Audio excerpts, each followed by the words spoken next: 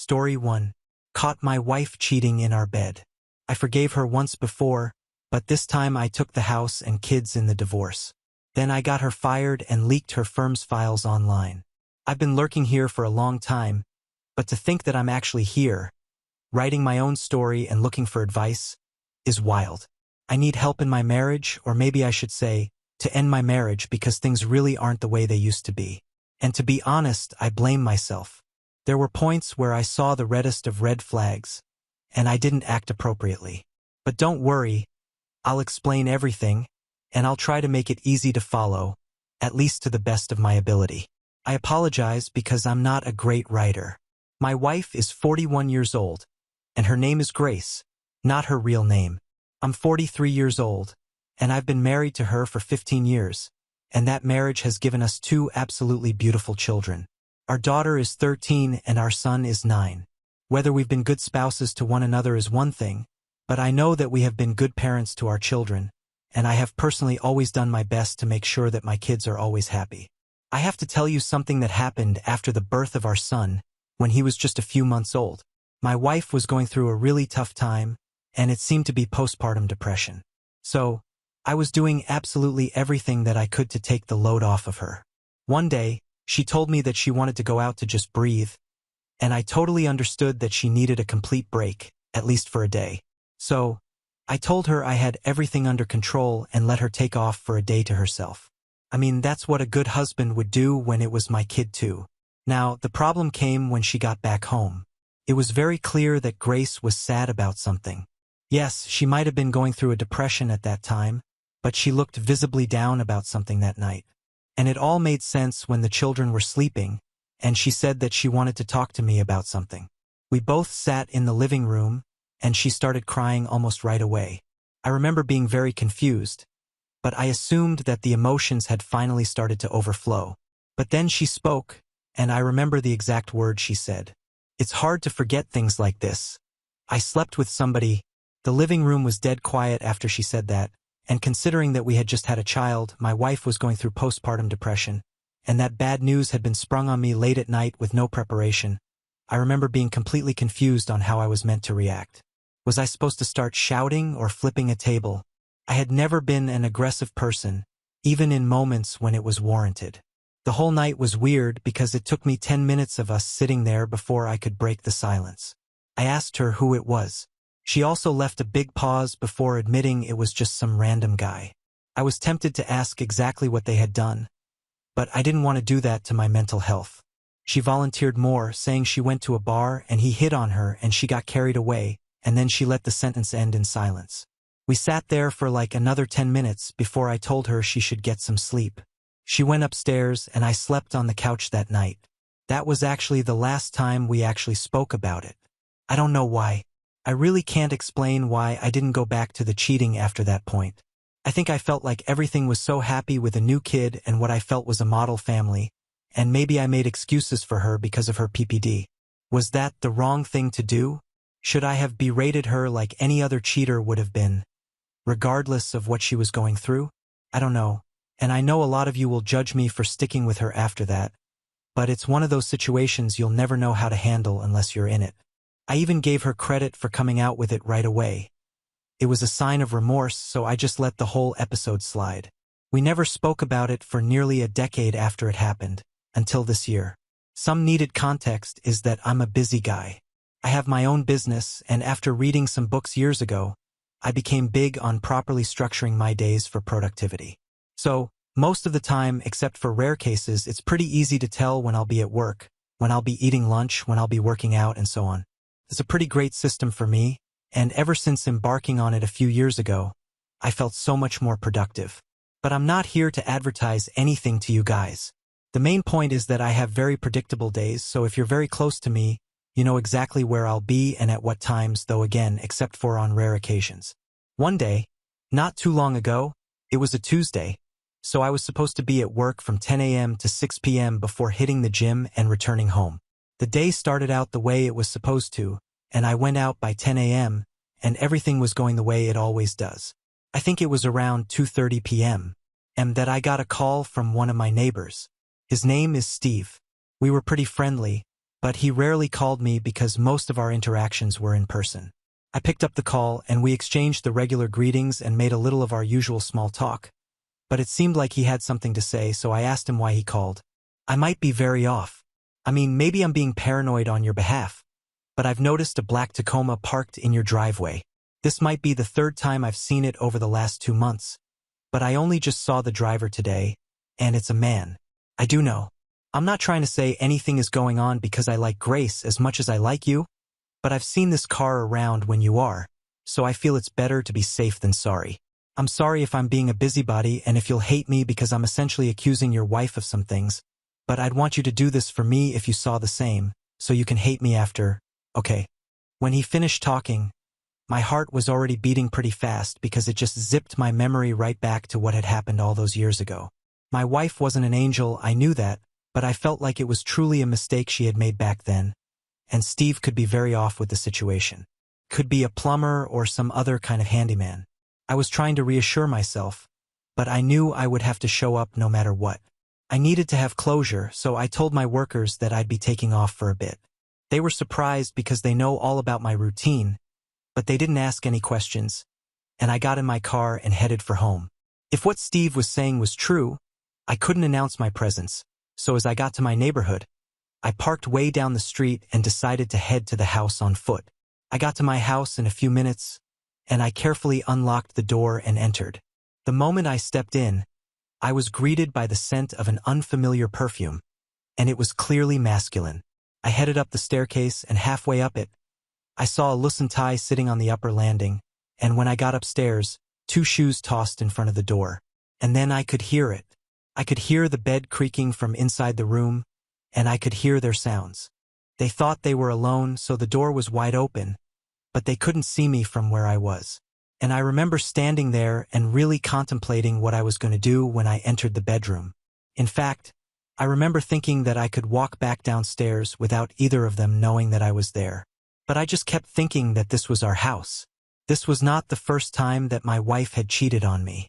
She was sleeping with someone in our bed, a bed that I would have slept on happily hours later. I walked right into the room, and they jolted in fear. My wife immediately pulled the covers up to hide her body and her face, and the guy with her seemed incredibly confused. I wasn't convinced that he didn't know he had been sleeping with a married woman all this time. He was only shocked that I was around when she had probably guaranteed him I wouldn't show up. He started to wear his clothes, and my wife just hid beneath the covers as I stood in the doorway. I really didn't know what to do. Like, what exactly is the appropriate reaction when you find your wife sleeping with another man in your matrimonial bed? Well, I figured out what my body thought was the appropriate reaction. The man, now with his pants on and trying to button up his shirt, walked towards the door to leave the room, and I slugged him. I didn't even think about it before I did. I just gave him a solid hook to the jaw, and he fell back onto the bed.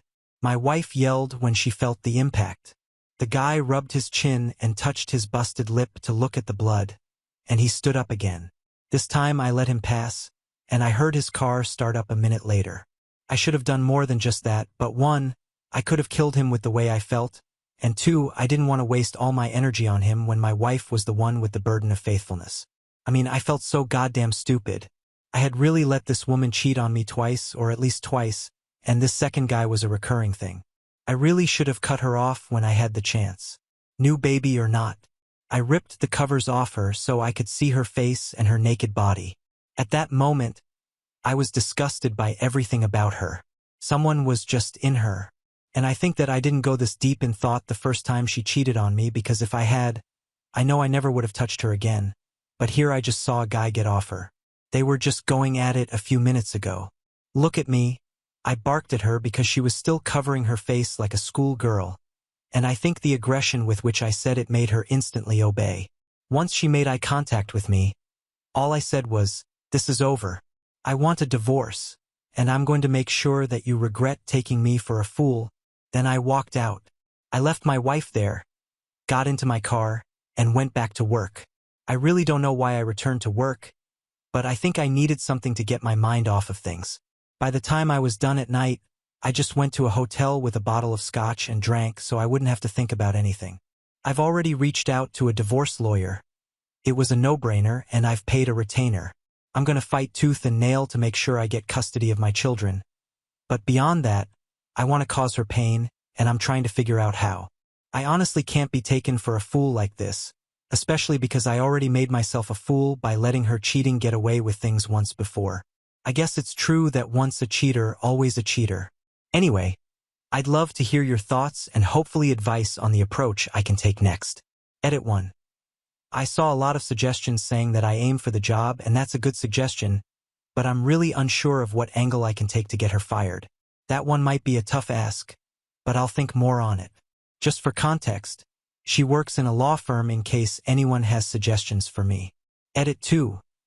I saw a suggestion about getting her in trouble by deleting important files she has access to or leaking confidential info. Thankfully for me, I do know a few of her passwords after so long together, so this might actually be practical. I'll see what I can do, but for now, I've got to go until the next update, I suppose. Update 1. I'm really happy as I'm writing this update because the divorce proceedings have finally concluded between me and my ex-wife, Grace. Hopefully, you all remember the story well enough. It was a pretty messy journey here, so let me tell you guys everything and how it went down. So, after I caught my wife cheating in our bed, I went to sleep in a hotel, and I was there for about 5 days because I was totally unsure about how to go about things. After that, I showed up at the house to see my kids and make up a dumb excuse as to why I might not be around every day, which broke my heart. I went to my brother's place following that, which wasn't too far. I had to tell my workers I wasn't feeling great, and I didn't show up until the next week. However, it was during that time that I had gotten a lawyer, and he had started the necessary paperwork for me. He told me that things would probably be tough, especially since my wife worked at a law firm, but he was the best in the state according to him, so I felt confident. My wife got served at work, which made me glad because it must have caused a bit of embarrassment, but that was just the start of things. An important piece of the puzzle came together on one of the days when I came home to see the kids. Tell me why my son told me about the time when he was sick and took time off from school for 2 days, which I recall, and just randomly mentioned Mom's friend. As soon as he said that, I started recording the audio. Apparently, Mom's friend drove a big black car, and she came around on one of those days he was at home. This literally happened about a week before I caught her. Honestly, I was furious, but I had to keep my cool around the kids because this meant that Grace was fornicating even with the kids in the house, bringing random men around my children. If it was my daughter sick at home, would that have changed anything? Was her affair that important that she didn't have the decency to keep her bad behavior away from my kids? Everything I found out went straight to my lawyer, and he seemed to be a lot happier than I was with the new development because he seemed to see an angle that things could work from. He also asked for bank statements. We had a joint account, so he could try and find any evidence of her using our funds on her affair. Admittedly, the guy was doing a great job, and I felt confident in him. The whole divorce saga was extremely long, tiring, and expensive, and I don't ever want to have to go through anything like that again, because it was so sad to see myself having to fight for custody of my children from a cheating hoe. Honestly, it went on for several months, and every time I remembered I was about to split my children's home, I had second thoughts, but I realized that the unhappiness would be evident between their mother and me, and it wasn't worth them growing up in that kind of household. Anyway, to cut the whole thing short, I was very happy with what was awarded at the very end of the day. I have to pay alimony. It's not going to kill me, but I have to pay some nonetheless. However, I don't care about that part because I got sole physical custody of the kids. It was messy getting to that point, but there was a good argument made about her endangering the kids by bringing strange men to the house. Who knows how many more entered the residence that we're not fortunate enough to know about, said my lawyer. Legal custody is shared, but I'm fine with that. She's still their mom after all, as much as I might now hate her guts. Another good piece of the pie along with custody of the children, I naturally got the house because why uproot the kids from where they live in school and have friends? Can't have 3 people leave the house on behalf of a cheater after all. This was all a very major win for me, and I'm glad that I was able to get this much from the situation, but I don't think I'm done. I couldn't engage in any other plots because the divorce was taking up all my time, but now that's done, who knows? I might have another update for you all in the future. We'll see. Update 2. It's me back again months after my last update. I'm sorry for being so tardy, but revenge takes time, and I'm happy to say that this should be the final update. Now, let me cut to the chase. What I wanted to take last was my ex-wife's job. I really wanted to go after her AP, but I had no idea what his name was or where I could find him, so I let it go. At least I got to slug him though, which made me feel very good in retrospect. I think this was recommended in the comments of my original post way back whenever, but I took one of the suggestions that was made there. About a month after the divorce, I was able to get into my ex-wife's Google Drive because she was still using the same password that I knew.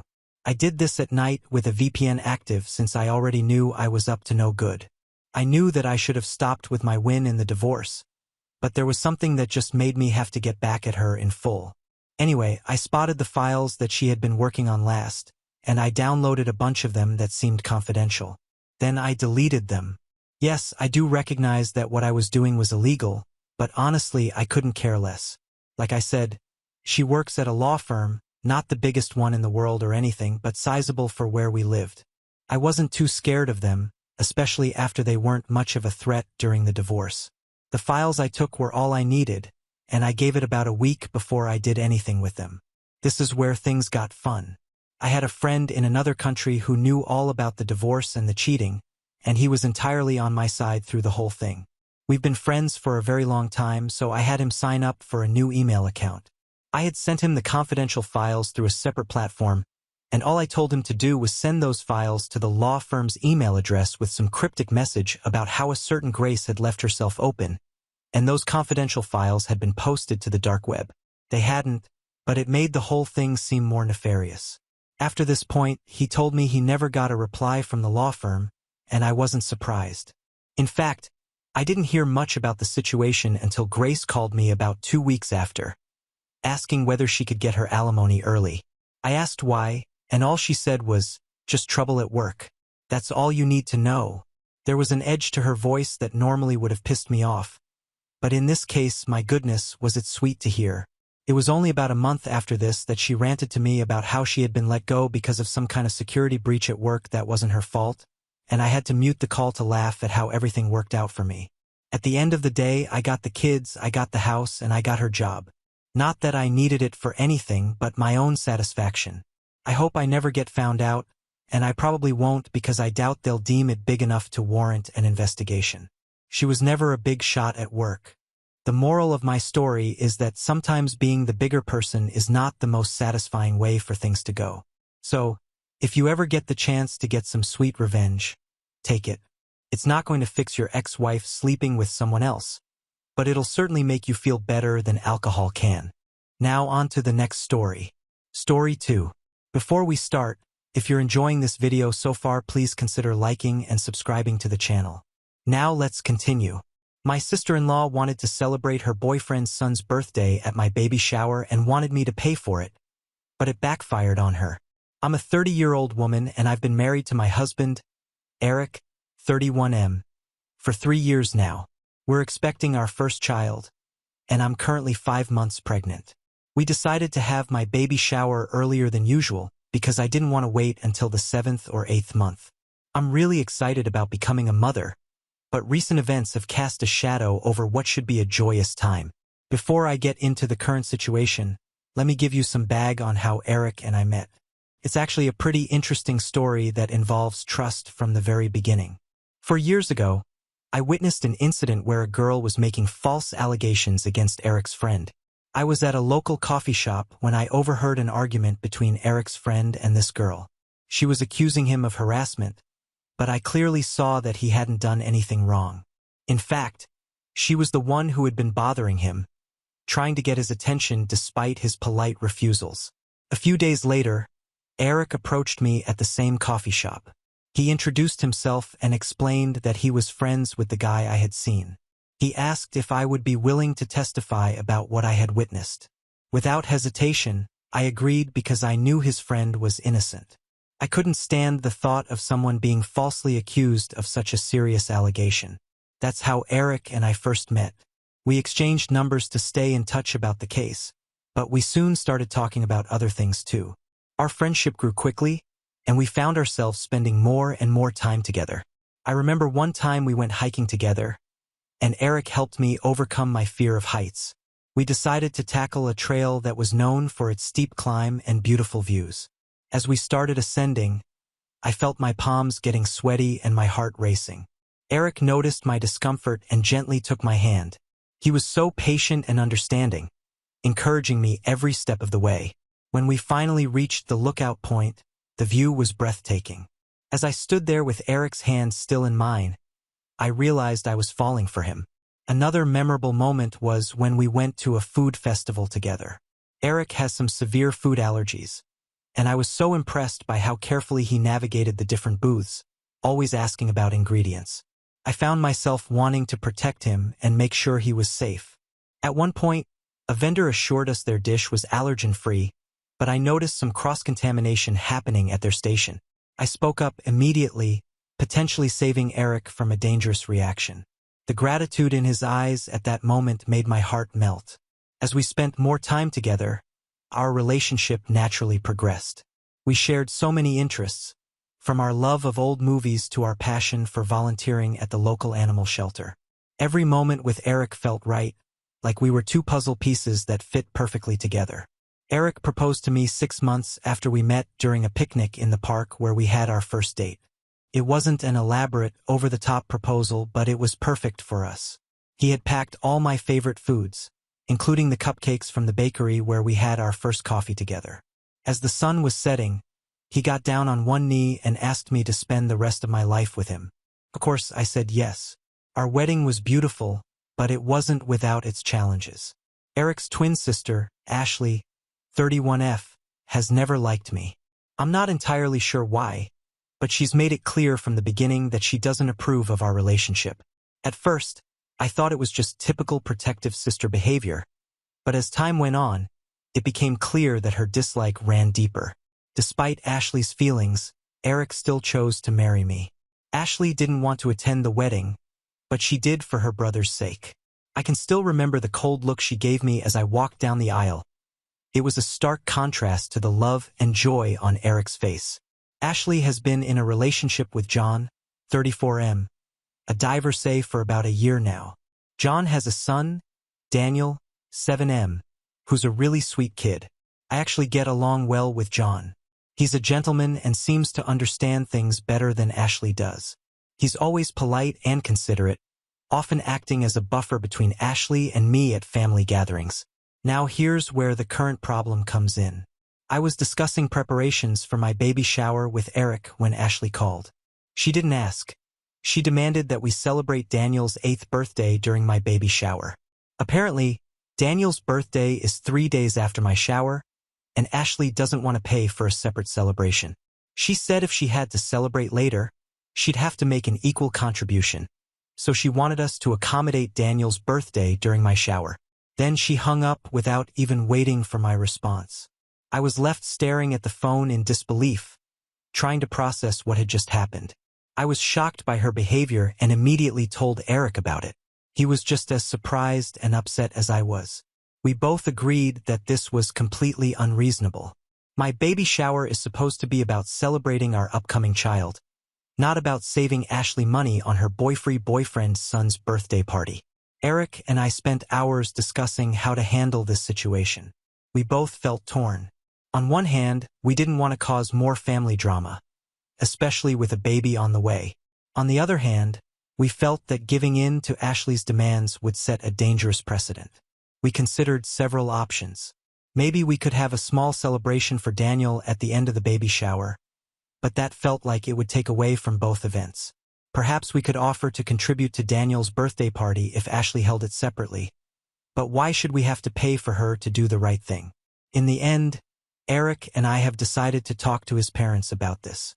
We're hoping they might be able to reason with Ashley or at least support our decision to keep the events separate. If Ashley doesn't back down, we're considering uninviting her from the baby shower altogether. I feel terrible about potentially excluding Daniel, who's innocent in all this. He's such a sweet kid, and I know he'd be confused and hurt if he couldn't come to the baby shower, but I don't see how we can have Ashley there if she's going to be so disruptive and selfish. This whole situation has added so much stress to what should be a happy time. I'm worried about the impact all this tension might have on my pregnancy. My doctor has already warned me about keeping my stress levels down, and this is certainly not helping. I can't help but wonder if I'm overreacting. Am I being too sensitive because of the pregnancy hormones? Should I just give in to keep the peace?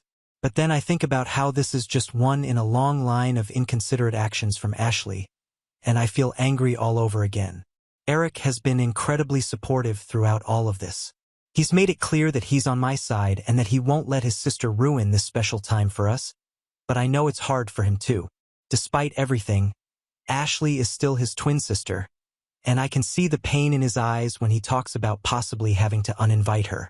So Reddit, AA for refusing to combine my baby shower with my nephew's birthday celebration? Am I being unreasonable, or is Ashley out of line? How would you handle this situation? I could really use some outside perspective on this. Update 1. It's been about 2.5 months since my original post, and AOD has happened. I want to thank everyone for their support and advice. It really helped Eric and me navigate this difficult situation. After Ashley's phone call, Eric and I did talk to his parents as we had planned. They were just as angry and embarrassed by Ashley's behavior as we were. They couldn't believe she would try to hijack my baby shower like that. Eric's mom was particularly upset, saying she had raised her children better than that. His dad, usually the quieter one, was visibly disappointed in Ashley's actions. We also told John about what happened.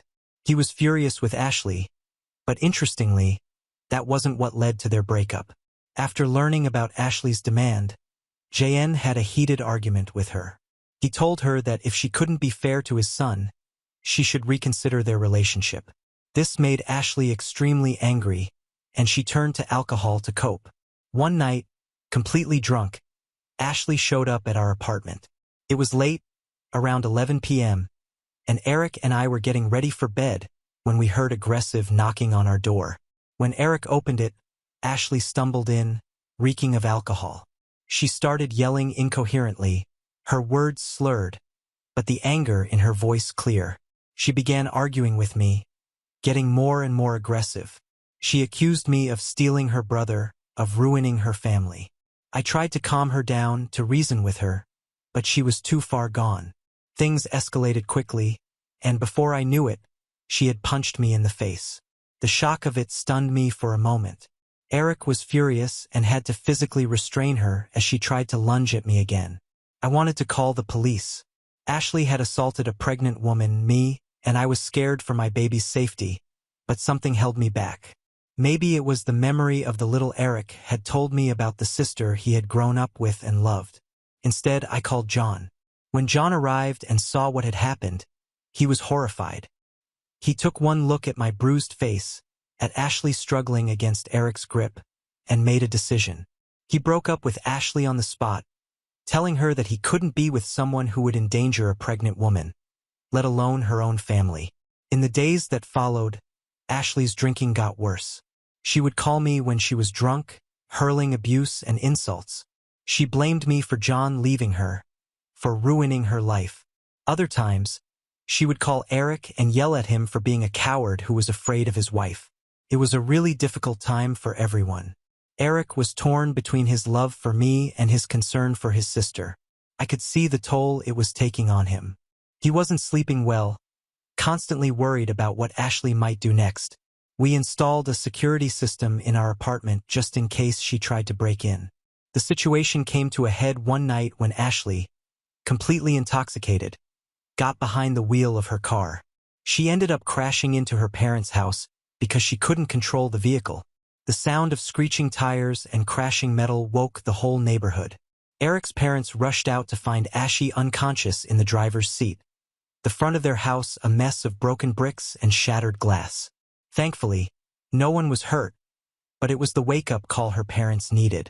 They realized they had to take drastic action and decided to put Ashley in rehab.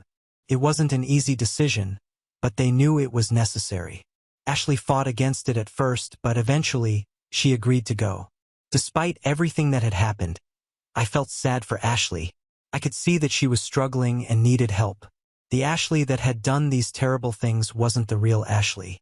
She was buried under layers of anger, resentment, and alcohol.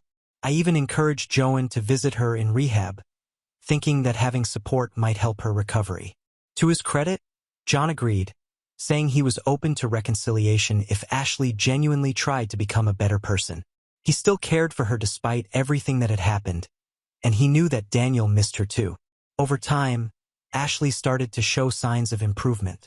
She began to engage with her therapy and seemed committed to getting sober. It's been a long and difficult process, but we're starting to see glimmers of the old Ashley, the person she was before all this negativity took over. Eric and I have been visiting her in rehab too. The first few visits were awkward and tense.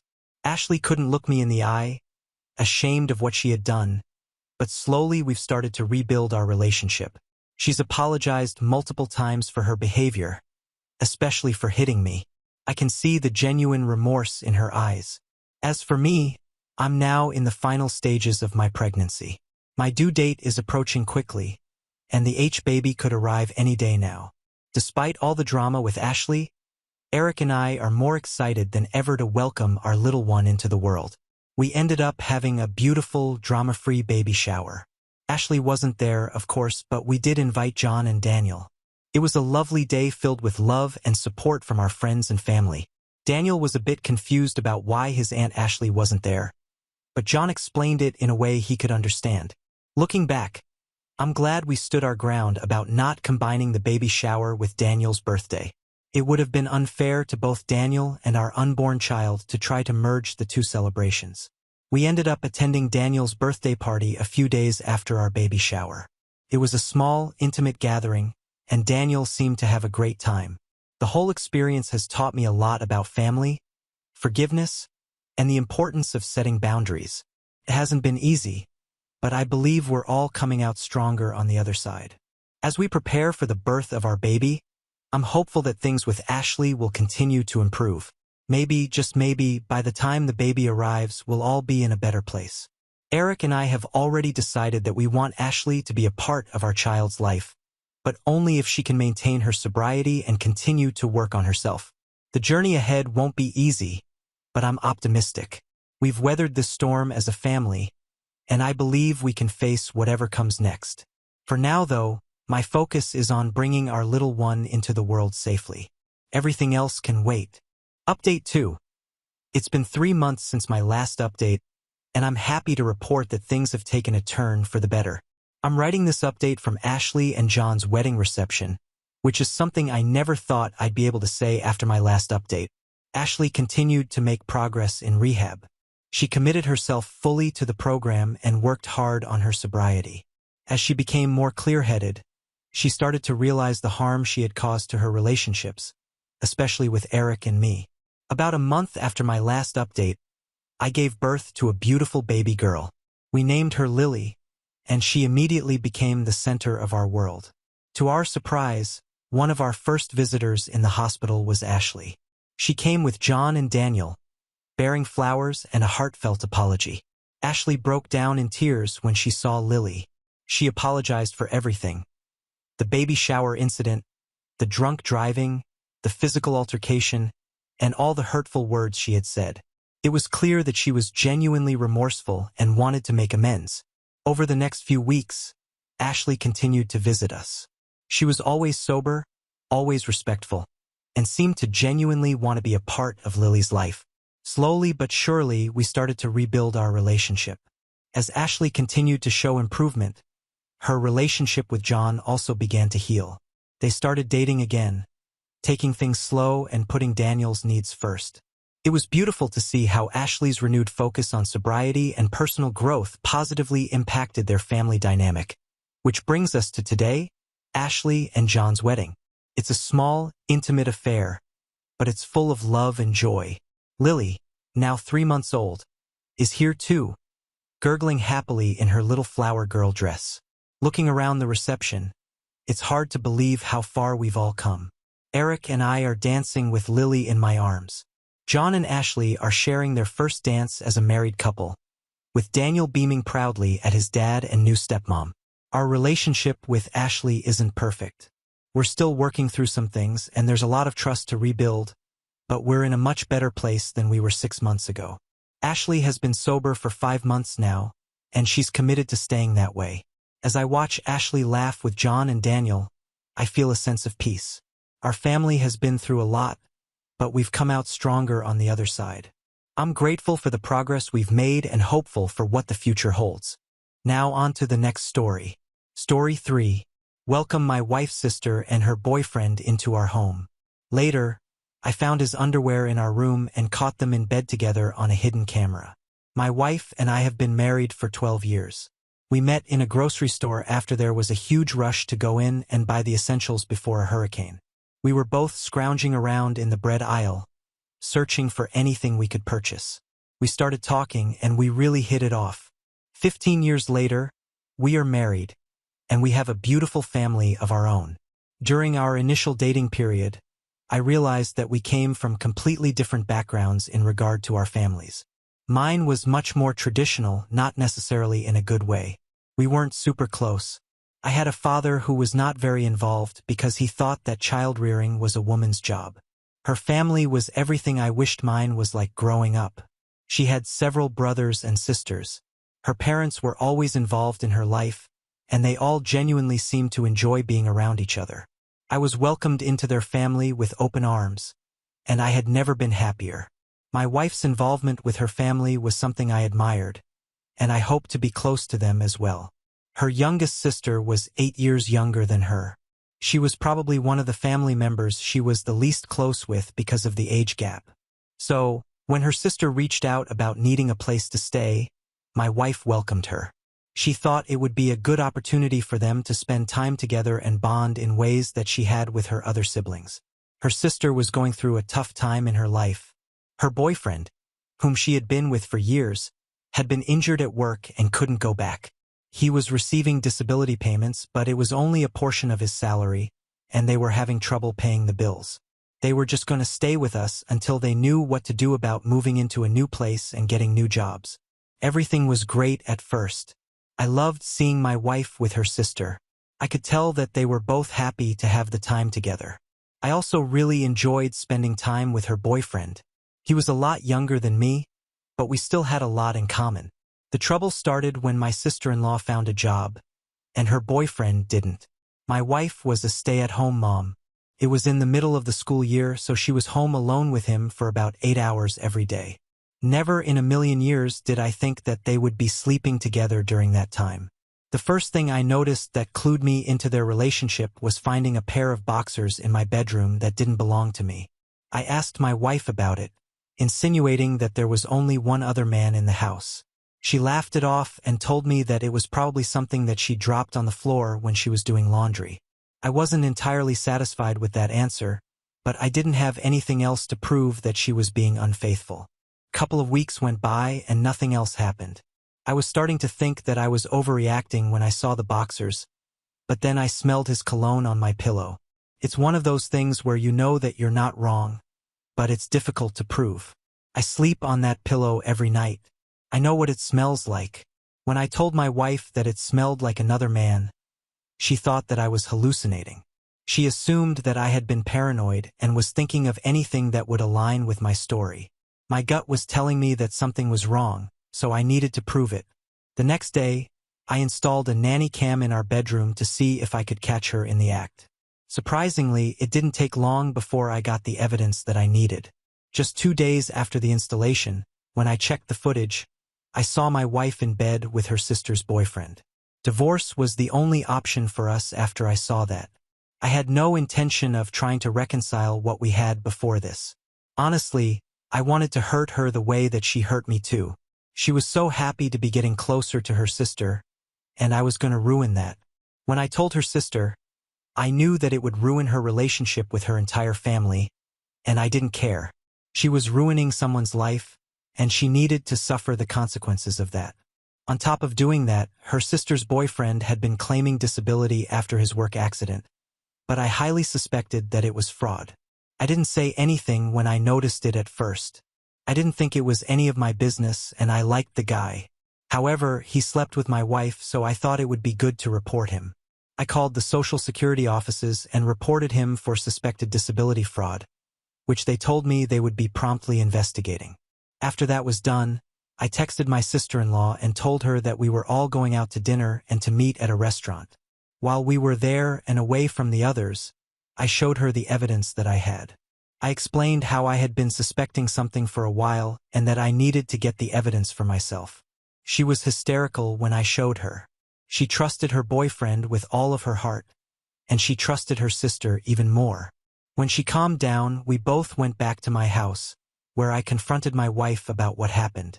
My sister-in-law was standing behind me, sobbing the whole time. It was completely inexcusable, and she couldn't even come up with anything to say other than saying it didn't mean anything. I helped my sister-in-law pack her things so I could drive her to her mother's house. She didn't want to be around either of them, which was understandable.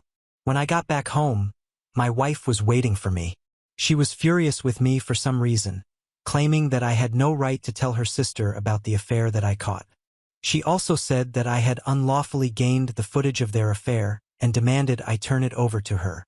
Of course, I refused to do that because it was evidence that I would need for our divorce.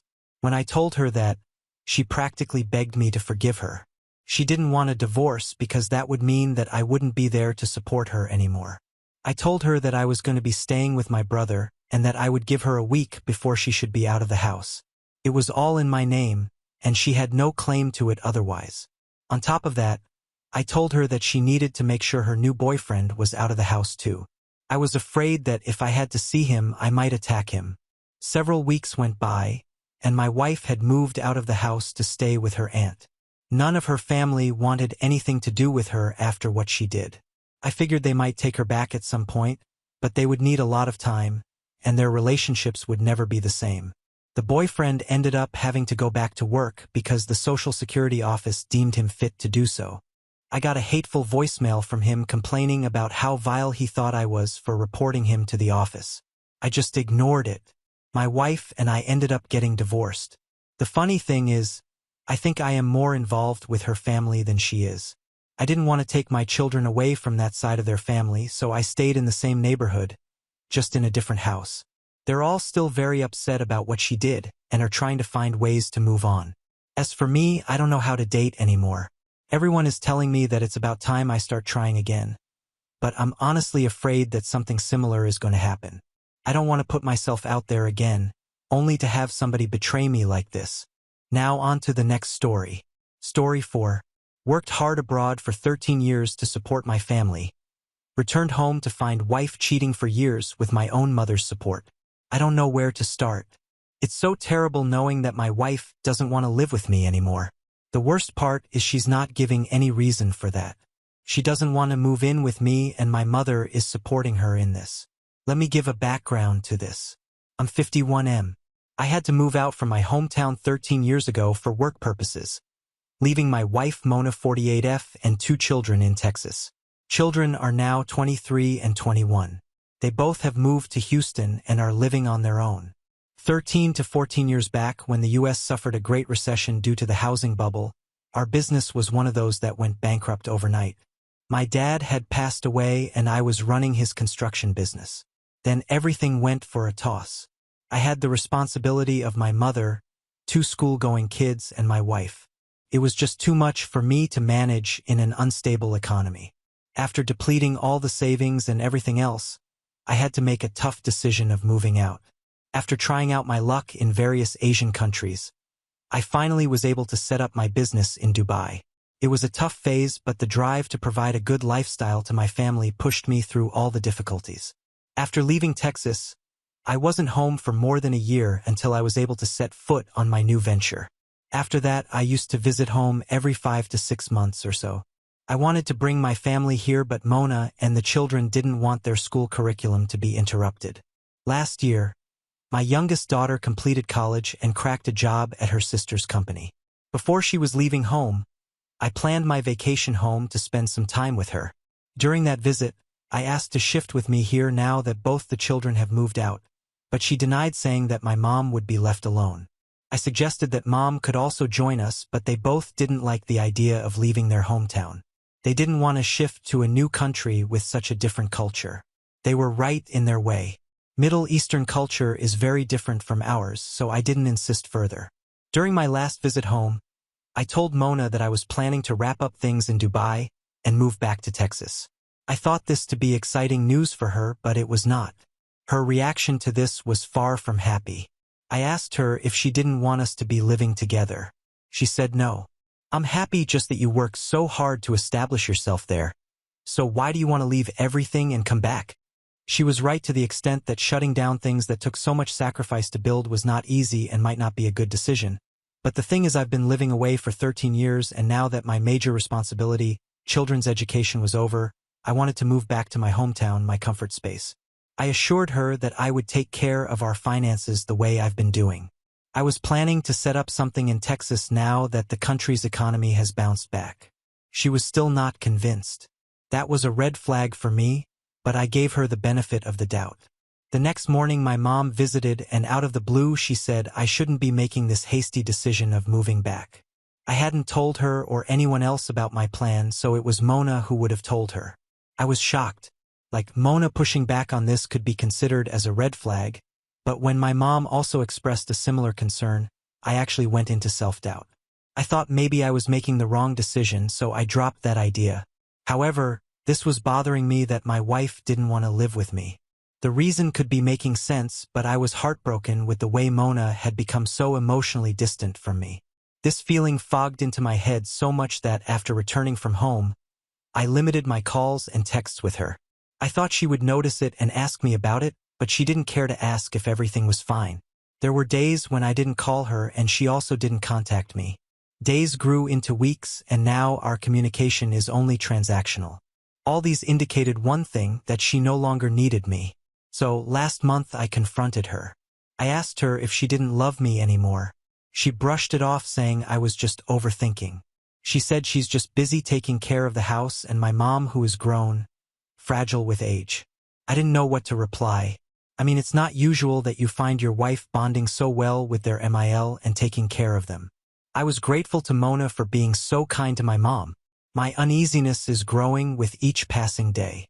I cannot wrap my head around the question of why my wife would not want to be with me. We already have our own house. Our major responsibilities are over, and on top of that, I'm assuring her that our lifestyle won't be compromised. So why she doesn't want me home is not making sense. Yes, as you all are thinking, the same thing popped up in my head too. Maybe she had got someone better. But the thing is, how do I find out the truth? She has shown no other red flags until now. She had been a great mother, raising the children so bravely in my absence. It's not easy. She has fulfilled all her roles so elegantly. Sometimes I feel bad for suspecting her. But you know how long distance works. Any advice on how to find this out? Update 1. Thanks for all the advice. I was glad to connect with you folks who shared their story of betrayal. Quite a lesson to learn. Mona had been cheating on me, and my mother knew about it all this while, but she didn't tell me anything. I don't know what I did to deserve this fate. Posting my story here and connecting with you people, one thing was sure. I cannot let this slide.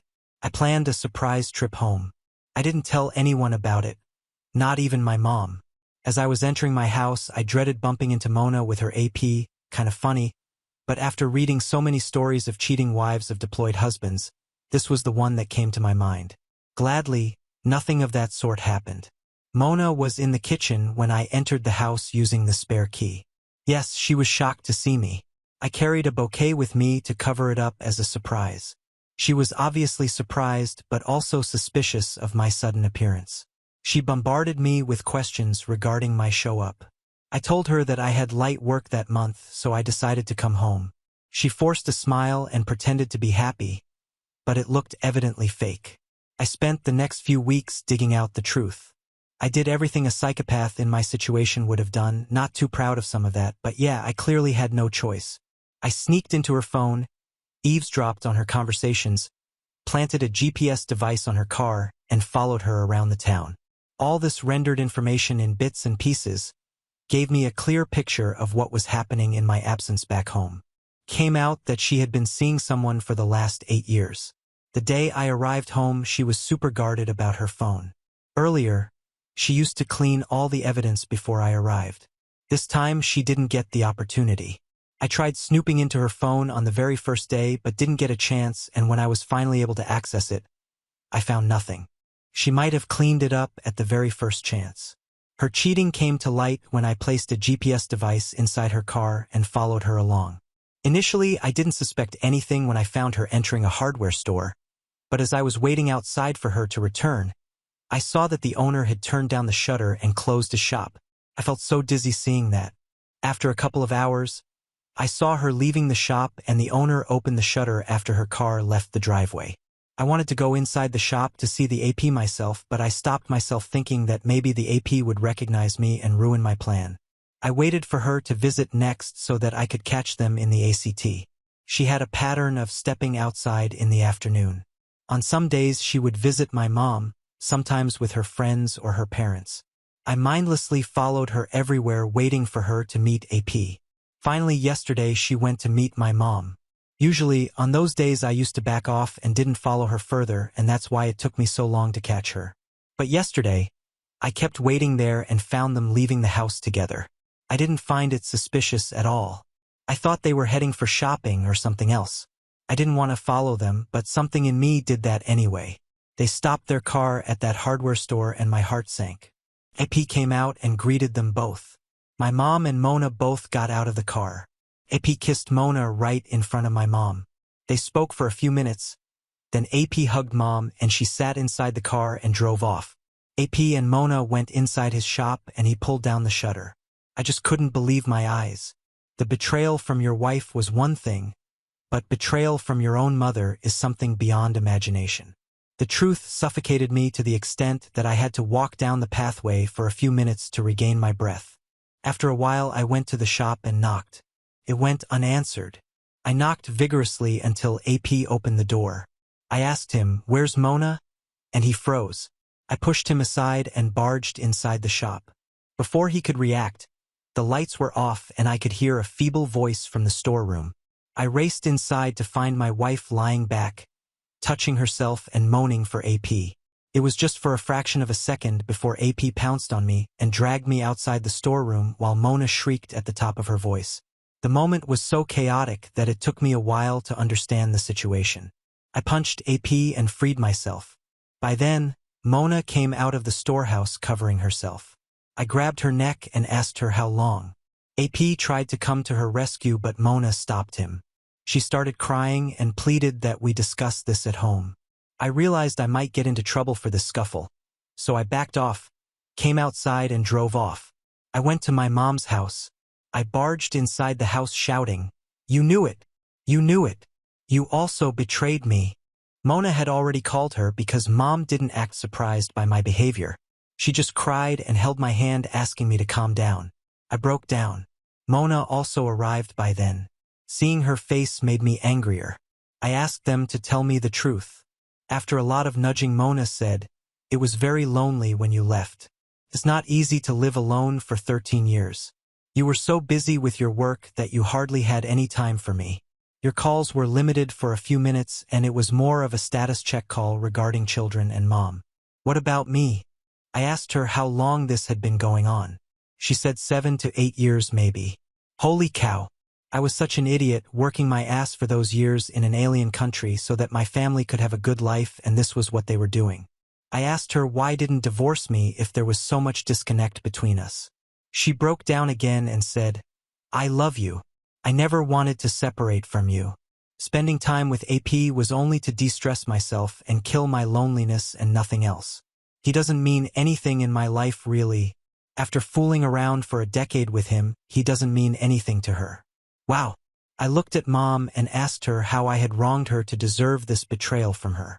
She sobbed and said, "I know you hate me, but think from my perspective. You left me alone here. Mona was taking care of me. She also has needs as a woman. I understand that, so I had to support her in betraying me. When I got all my answers, I got up to leave. They both tried to stop me and followed me outside, but I warned them not to. I told Mona not to come home and I want to be alone for a while. I drove back home sulking. I'm feeling sick in my stomach. I don't know how I should react to this.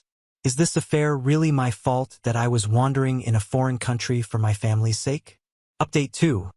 You guys have been a great support, thanks. This is what happened next.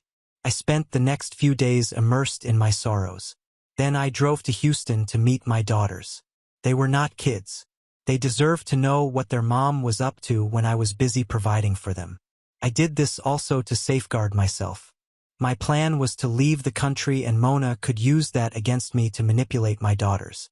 They were shattered to know the truth, but the elder one also said that sometimes she felt Mona and my mom were definitely up to something.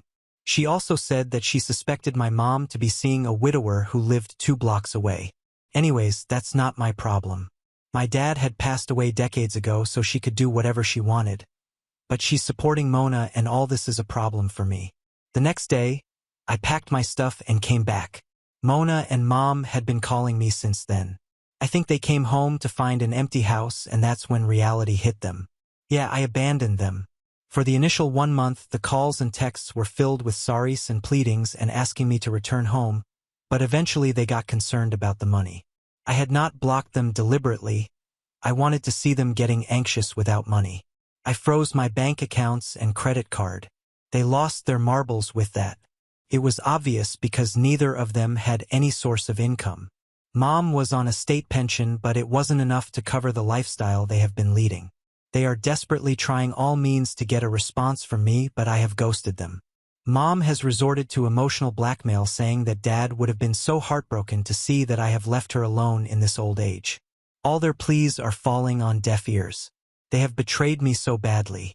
I never suspected Mona of anything. I never checked her phone like people in long-distance relationship. I do, but I always respected her privacy. More than Mona, I feel betrayed by Mom. Sometimes when I had a dizzy feeling about Mona, seeing her strong bond with Mom made me feel lighter. In return, I get cheated upon. The reason they used to cover up Mona's cheating was so lame, like she was lonely, hence she decided to open her legs. She was feeling alone in her own house with children, surrounded by friends and family. Wow. If you compare it that way, I was a loner, literally alone in a foreign land with no family or friends. I could have also brought someone inside my bed. But the difference is I didn't. I was so busy thinking about the well-being of my family that fooling around was the last thing that came to my mind. I was working hard, saving up so that I could move back home as soon as possible. When none of their advances got a response from me, they reached out to my daughters for help. Mona didn't know that I had told the truth to the girls, and she did exactly what I had expected. Mona badmouthed about me in front of them, saying that I had financially cut them off. She also alleged that I was having an affair in the Gulf or maybe have married someone here. After listening to all her BS, the girls gave her back and told her that they knew the truth about her affair. They chased her away that day, but Mona has been reaching out to the younger one asking for help. The younger one is closer to Mona and she's leveraging her innocence to extract money from her. Anyways, I'm not going to ask her to stop helping her mom. She's an adult and knows what to do. Mom also has been reaching out to my daughters for financial help. As for me, I'm still unable to move on from the feeling of betrayal. I also not thought about divorce yet. It's going to dent my pocket unnecessarily. Divorce would be beneficial for Mona financially and also personally if she wants to marry AP, but I'm not getting into that. She's already living in my house and that's the maximum she can get for me. I'm out of the country and have no accountability, so whether divorced or not, it really doesn't matter to me. I'm trying to move on with my life. We'll update if anything develops. Update 3, here's what happened next. After I financially cut them off, they tried all the resources they could. My elder daughter refused to help them, but the younger one got manipulated into helping them, but she didn't earn much. She's in her first job with very little pay which covers her basics. Despite that, she's saving some of it to help her mom. I felt proud of her actually. Eventually, she got exhausted helping Mona. She suggested Mona get a job to sustain herself, but Mona took her for granted, saying that it was her responsibility to care for her mother in her time of need. My younger daughter did whatever she could from her little income, but when it became too much for her, she cut her off. Mona couldn't marry AP as she is still married to me, so she has been reaching out to me for divorce. She has been threatening me with all sorts of legal consequences, but you know what? I don't care. I'm out of the country. I don't think she has enough knowledge or resources to sue me in a cross setup, and even if she does, There's no punishment for abandoning your cheating wife as per the law of this land. So yeah, good luck with her legal notice. Current status of Mona is that she is working at AP's shop and I don't know what she's getting in exchange for her service, money, or dick. AP doesn't have a proper house. He lives in his camper and he also has an ailing father to take care of, so he's also financially not strong enough to provide for Princess Mona. As far as my mom is concerned, now I sometimes feel bad for scorching her and want to help out, but she gets a pension and that should be sufficient for her to survive. She brought that on herself. I might make it up with her in the future, but not right now though. She has said sorry for what she has done. It didn't feel like she was genuinely sorry for her actions.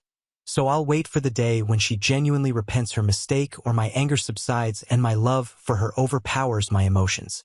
Some of you advised me to move on and enjoy the vibrant lifestyle of Dubai. Funny though, it is not as hunky-dory as it looks on social media. That royal mesmerizing lifestyle portrayed on social media is not for all. It needs money, a huge lot of money, so I'll skip that for now. Laws concerning women are also quite strict here. Also, I'm not interested in using women's bodies to get over my grief, but yes, I've been traveling a lot since then. I've been to China and Bali so far. There's a long list of other Asian countries and cultures that I'm planning to explore subsequently. We initiate a different thread to share my travel experience. Thanks for all the love and support. Now on to the next story. Story 5. Thought my wife was getting help, but she was actually cheating on me with her therapist the whole time. I don't know how to start this. I guess I'll just get right into the story so you can hear about the betrayal. This is more of a rant than anything. Still, I'd love to hear your thoughts on the woman I thought I'd spend the rest of my life with. I met her at my cousin's wedding. She was the most beautiful woman in the room and she happened to be a member of the bridal party, which made it easier for us to talk.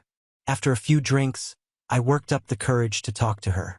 We got to know each other, exchanged numbers, not social media, which I thought made it seem serious, and we got to know each other for the rest of the night.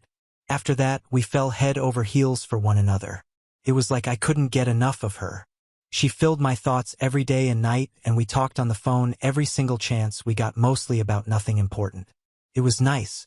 We started dating regularly. I called her my girlfriend and after 2 years, my wife. We made a nice family together. Over the last few years, we had one child, a girl.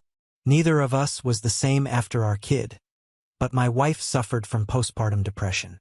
It is a nasty disease that eats up the soul from what I can tell, and after a few months and the second time I saw her yell at the child, my wife found a therapist. Things actually looked like they were improving for a second. My wife took the therapist's recommendations and found a hobby. Therapy. She seemed to go all the time, 3 times a week, almost religiously. It seemed like all she did was go to therapy. Sometimes, and though her care for our child skyrocketed, she wasn't paying any attention to me. She would get home, give me a peckish kiss, and then go off and play with the kid. I found out that playing with the kid was actually her sitting on her phone around our child. It seemed weird for her to lie to me, so I spied over her shoulder, but she turned and asked what I was doing. I said that she'd been distant and we had a big fight right there in front of the kid. Once we had that fight, her phone was on lockdown. Still dumbly, I assumed she was having some sort of mental breakdown and allowed her this space to talk with her therapist, who she now saw 4 times a week, once more for an additional session of exposure therapy. It's crazy because I didn't even have to look at her phone to find out the lies. That Sunday morning, I borrowed my wife's iPad to search Craigslist for cars. It's kind of an old habit, and that's when a message from my wife's therapist popped up on the screen. Call me stupid, but I thought it wasn't normal for a therapist to message their clients whenever, so I went to her gallery. For some reason I knew I'd find something. So when I saw the picture of my wife with her therapist, I didn't throw the iPad or blow up in her face like I thought I might. The photo wasn't incriminating, but they looked too close for comfort. Alarm bells went off, sure, but these were easily ignored by the interest he had in finding out why she was so close with her therapist and whether a good therapist would take photos with their clients at all. This made me think about the messages again, and that's directly where I went. I figured out that she'd been messaging her therapist day after day for 6 months now. He had taken over my spot in her heart. My world went red for a while and I couldn't focus on anything. I had been of a sound enough mind to take screenshots and send them to my phone and then delete the traces. Imagine that's what someone feels like when they don't know they're in a horror story, just trying to escape and cover tracks so you make it out alive. Anyway, I talked it over with my friend after I calmed down for a bit. He recommended I talk to a lawyer who recommended I file for a divorce without telling my wife. He said this kind of thing happens all the time, giving his condolences for my unfortunate fate. Shortly after, in the following days, I had to fake it with my wife. It wasn't very hard. She barely paid any attention to me. Still, I couldn't really sleep knowing that she'd been out sleeping in some other bed with a therapist and not doing much sleeping at all. I hired a private investigator per recommendation by the lawyer. Turns out those people know how to do their jobs. The investigator found her going to a nearby motel with a therapist during her appointments, all 4 of them every week. Not going to lie, that felt like taking an upward traveling bullet to the sternum. My lawyer said it was what he called a foolproof case. I told him I didn't really care, I just wanted things to end. We reported the therapist to the medical board with proof from our PI. It was kind of nice to watch the therapist get reported and finally be truthful about the divorce. My wife called frantically once, finding out that her secret man was in hot water crying and begging me to work things out because it was a mistake, that she wasn't thinking straight due to her mental disorder, etc. I called her out on her next. I called her parents.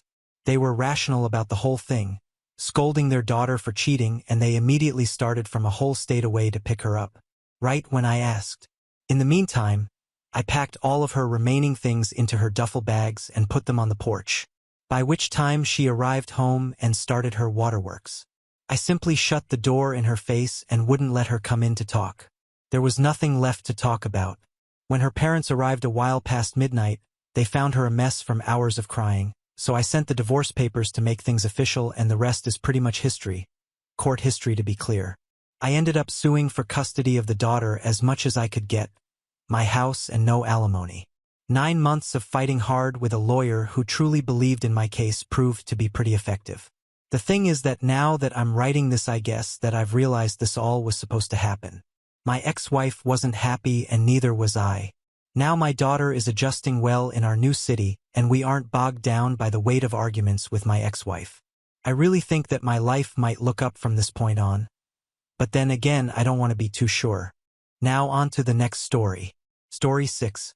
I invite my girlfriend to meet my father and elder brother. My elder brother steals my company, and my father kicks me out. I return back with an information which shocks them. I, 28M, am the second son of a wealthy couple. My mother, who was the owner of our family business, passed away 2 years ago. Since then, my father, 60M, and older brother, 32M, have been running the company. Growing up, it was always clear that my father favored my brother. He got the best of everything: more attention, more praise, more opportunities. I tried not to let it bother me too much, but it was hard sometimes. A few months ago, I started dating a girl named Anna, 26F. Things were going well, and I was excited for her to meet my family. I took her to our family home to introduce her to my father. The meeting went better than I expected. My father seemed quite charmed by Anna. He laughed at her jokes and was very engaged in their conversation. I was happy to see them getting along so well. After that initial meeting, Anna started spending more time at our house. At first, I thought nothing of it, but then I began to notice some odd behavior. Whenever my brother was around, Anna would pay extra attention to him. She'd laugh a little too hard at his jokes, touch his arm while talking, that sort of thing. It made me feel awkward and uncomfortable. Things got stranger from there. Anna began to gaslight me, telling me I was imagining things or being paranoid when I brought up my concerns. She'd miss my calls and not bother to call back. When we were together, she seemed distracted and uninterested in what I had to say. I knew something was off, so I decided to do some digging. What I discovered broke my heart. I found out that Anna had been meeting my brother at a hotel on a regular basis. It was clear that they were having an affair behind my back. I was devastated. I couldn't believe that my own brother would do this to me and Anna. I thought she cared about me, but it turned out she was just a gold digger who saw an opportunity to get close to my family's wealth. I decided to tell my father everything. I thought he'd be angry on my behalf, but I was wrong. Instead of supporting me, he took my brother's side. He told me I was overreacting and that I needed to let it go. When I confronted my brother about the affair, things got even worse. Both he and my father threatened me. They said if I didn't drop it and look the other way, my father would disown me. I couldn't believe what I was hearing. My own family was choosing to protect my cheating brother and his affair partner over me. I felt lost and alone. I didn't know what to do or who to turn to. In the end, I decided to leave home. I packed a bag and went to stay with my maternal uncle. I hoped he could give me some advice on how to handle this mess. Now, I'm sitting in my uncle's guest room trying to figure out what to do next. I feel betrayed by everyone. Anna, my brother, and my father. I don't know if I can ever trust them again or if I even want to be part of this family anymore. There are a few more things that I would want to clarify. Our family owns a large real estate development firm that my mother built from scratch. When she passed, my father took over as CEO, with my brother as his right-hand man. I work for the company too, but in a much lower position.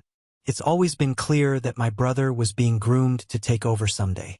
Anna and I met through mutual friends about 6 months ago. Things moved quickly, and I thought we had a great connection. Looking back, there were probably red flags I ignored because I was happy to be in a relationship. When I confronted my family about the affair, my father accused me of being jealous and trying to sabotage my brother. My brother denied everything at first, but when he realized I had proof, he switched to attacking me personally. My father made it clear that if I pursued this further, he'd cut me off financially and remove me from the company. I spent a few days trying to process everything before deciding to leave.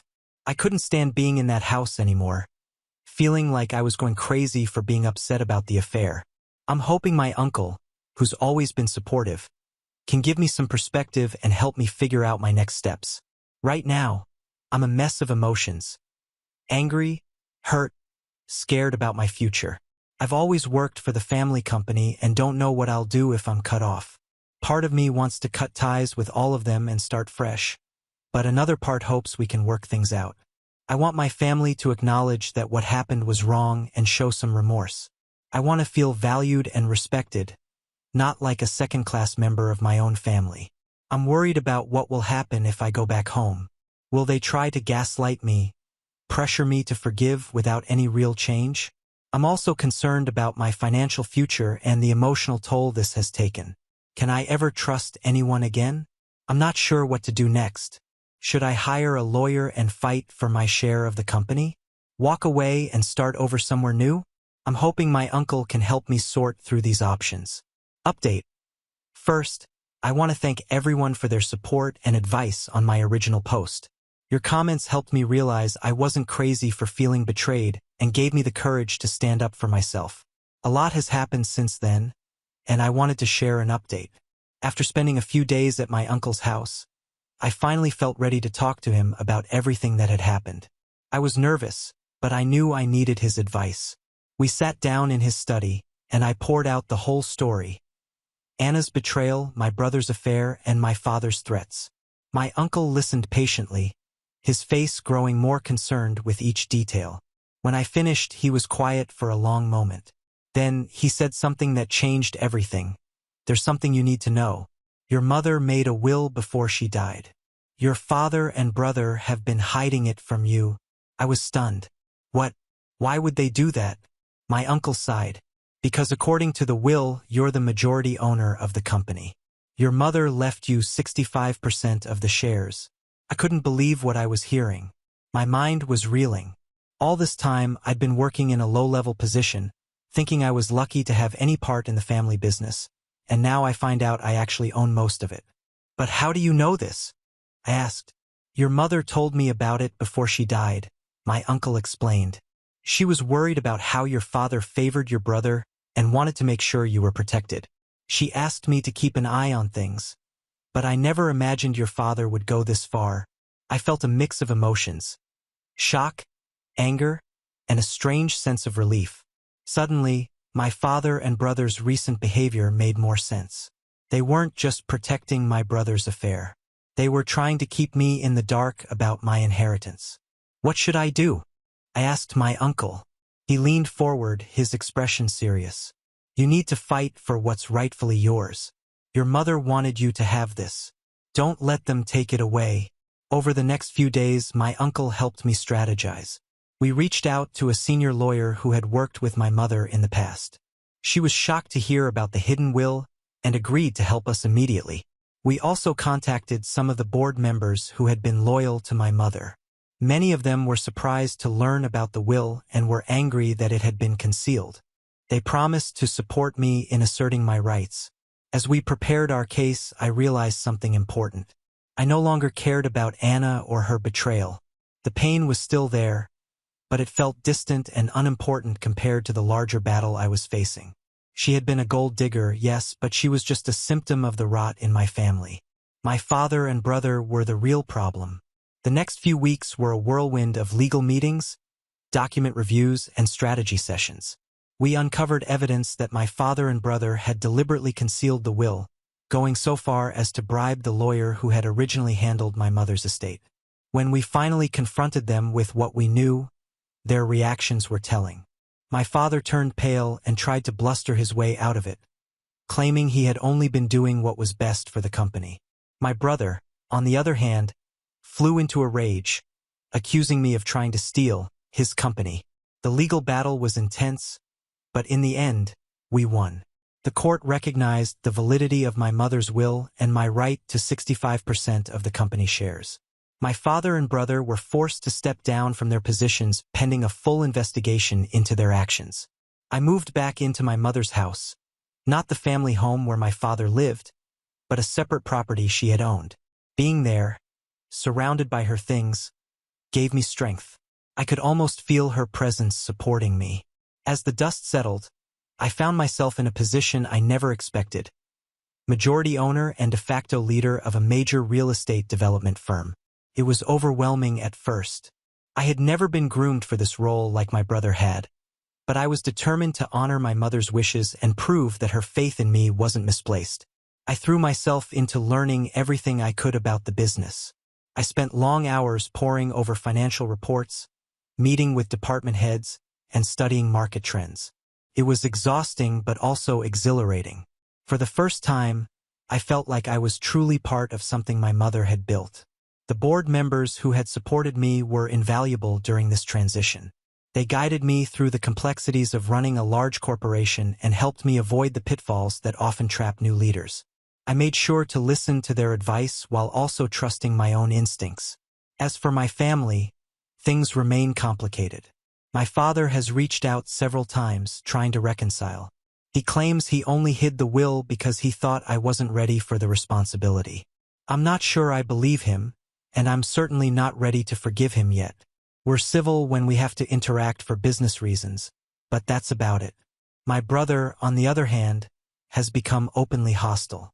He's threatened to contest the will and has been spreading rumors about me to anyone who will listen. It hurts, but I'm trying not to let it distract me from the work at hand. Anna reached out once after the news of my new position became public. She tried to play it off like the whole affair had been a misunderstanding, that she had always cared about me. I didn't bother responding.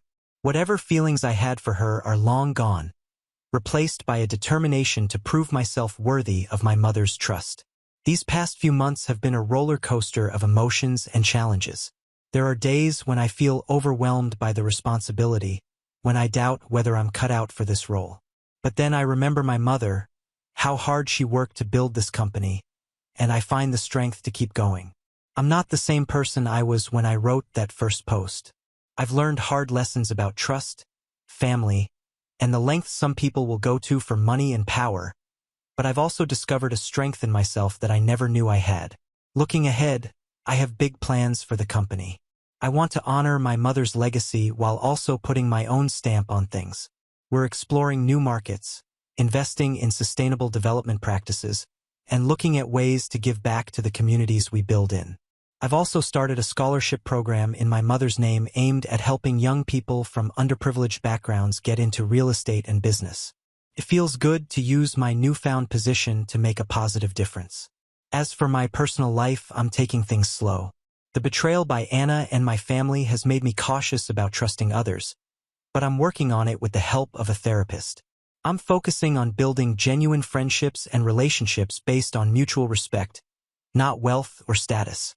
There are still challenges ahead. My brother continues to cause problems, and navigating the business world is a daily learning experience. But for the first time in a long time, I feel like I'm on the right path. To those who are facing similar situations, betrayal by family or partners, hidden truths or sudden responsibilities, I want to say this: you're stronger than you know. Trust your instincts and seek help from those who truly care about you, and don't be afraid to fight for what's right. Thank you again to everyone who offered advice and support. Your words gave me the courage to stand up for myself and uncover the truth. I'm grateful for this community and the perspective it's given me. As I sit in my office looking out over the city my mother helped build, I feel a mix of emotions. Pride in what I've accomplished, sadness for the relationships I've lost, and hope for the future. It's not the life I imagined for myself, but I'm determined to make the most of it.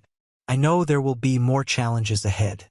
Running a company isn't easy, and the scars from my family's betrayal won't heal overnight, but I'm ready to face whatever comes my way. My mother believed in me, and I won't let her down.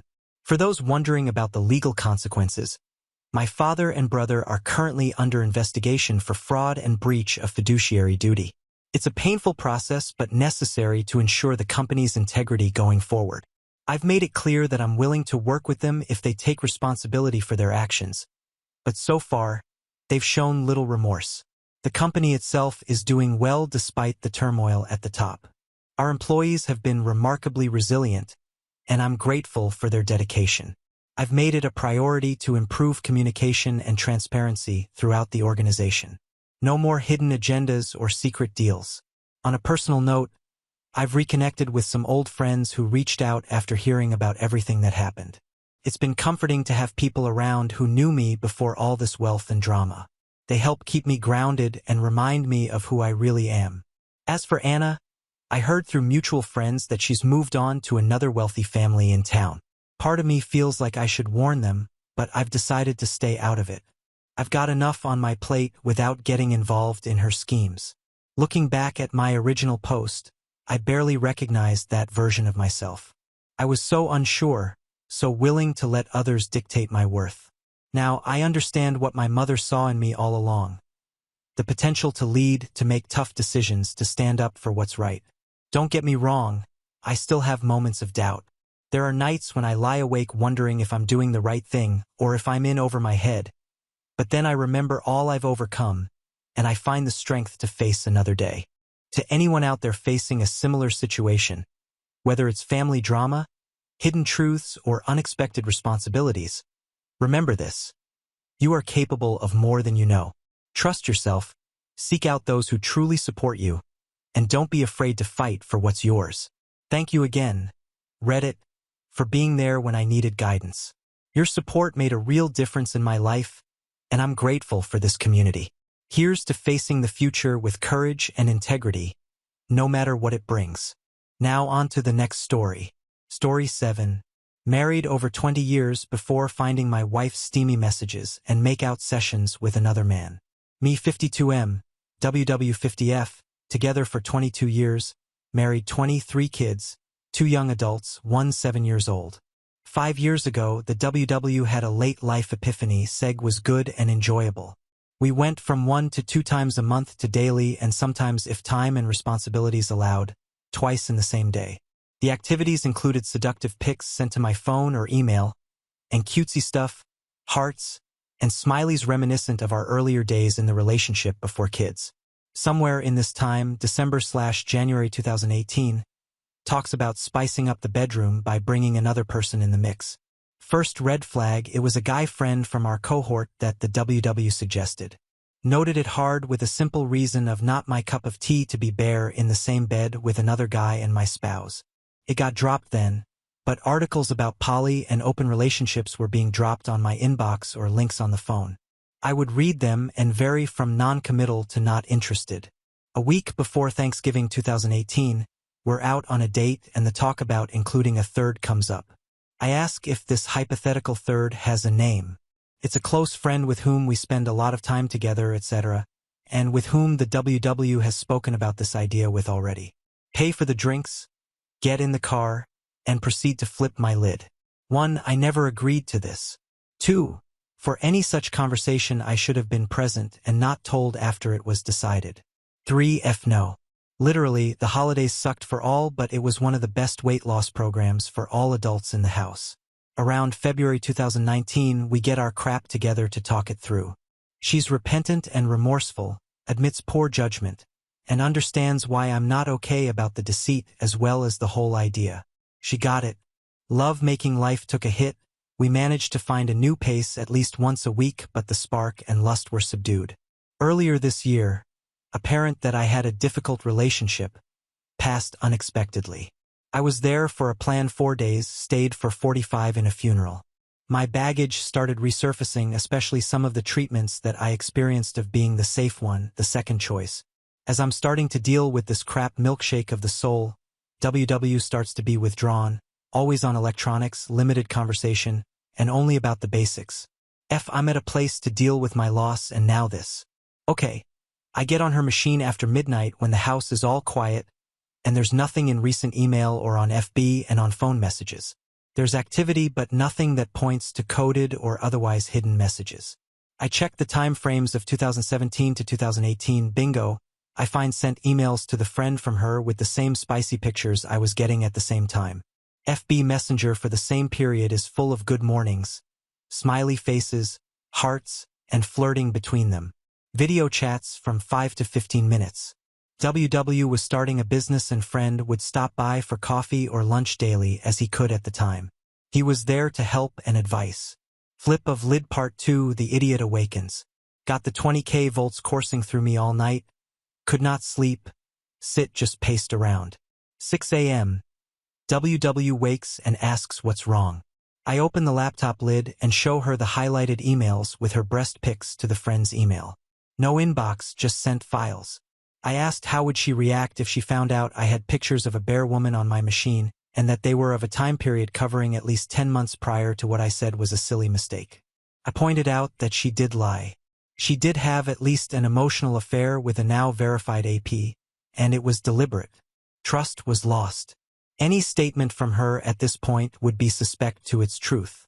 The first apologies of the WW ended in the trash can as she started to vomit. I asked why she did not tell me of this 4 years ago. We would have dealt with this already. I told her I'm taking the day to think about it and sharing because it can happen to anyone. None of us are special, and here I thought it would never happen to me. Update 1. Today is day of firsts. The outpouring of support and trauma shared is staggering. I find myself glad and sorry that I'm not alone in my experiences. Thank you to all for the advice, comments, and suggestions, from readings to step-by-step playthroughs. I have replied to individuals, but it's worth updating all and clarifying some points.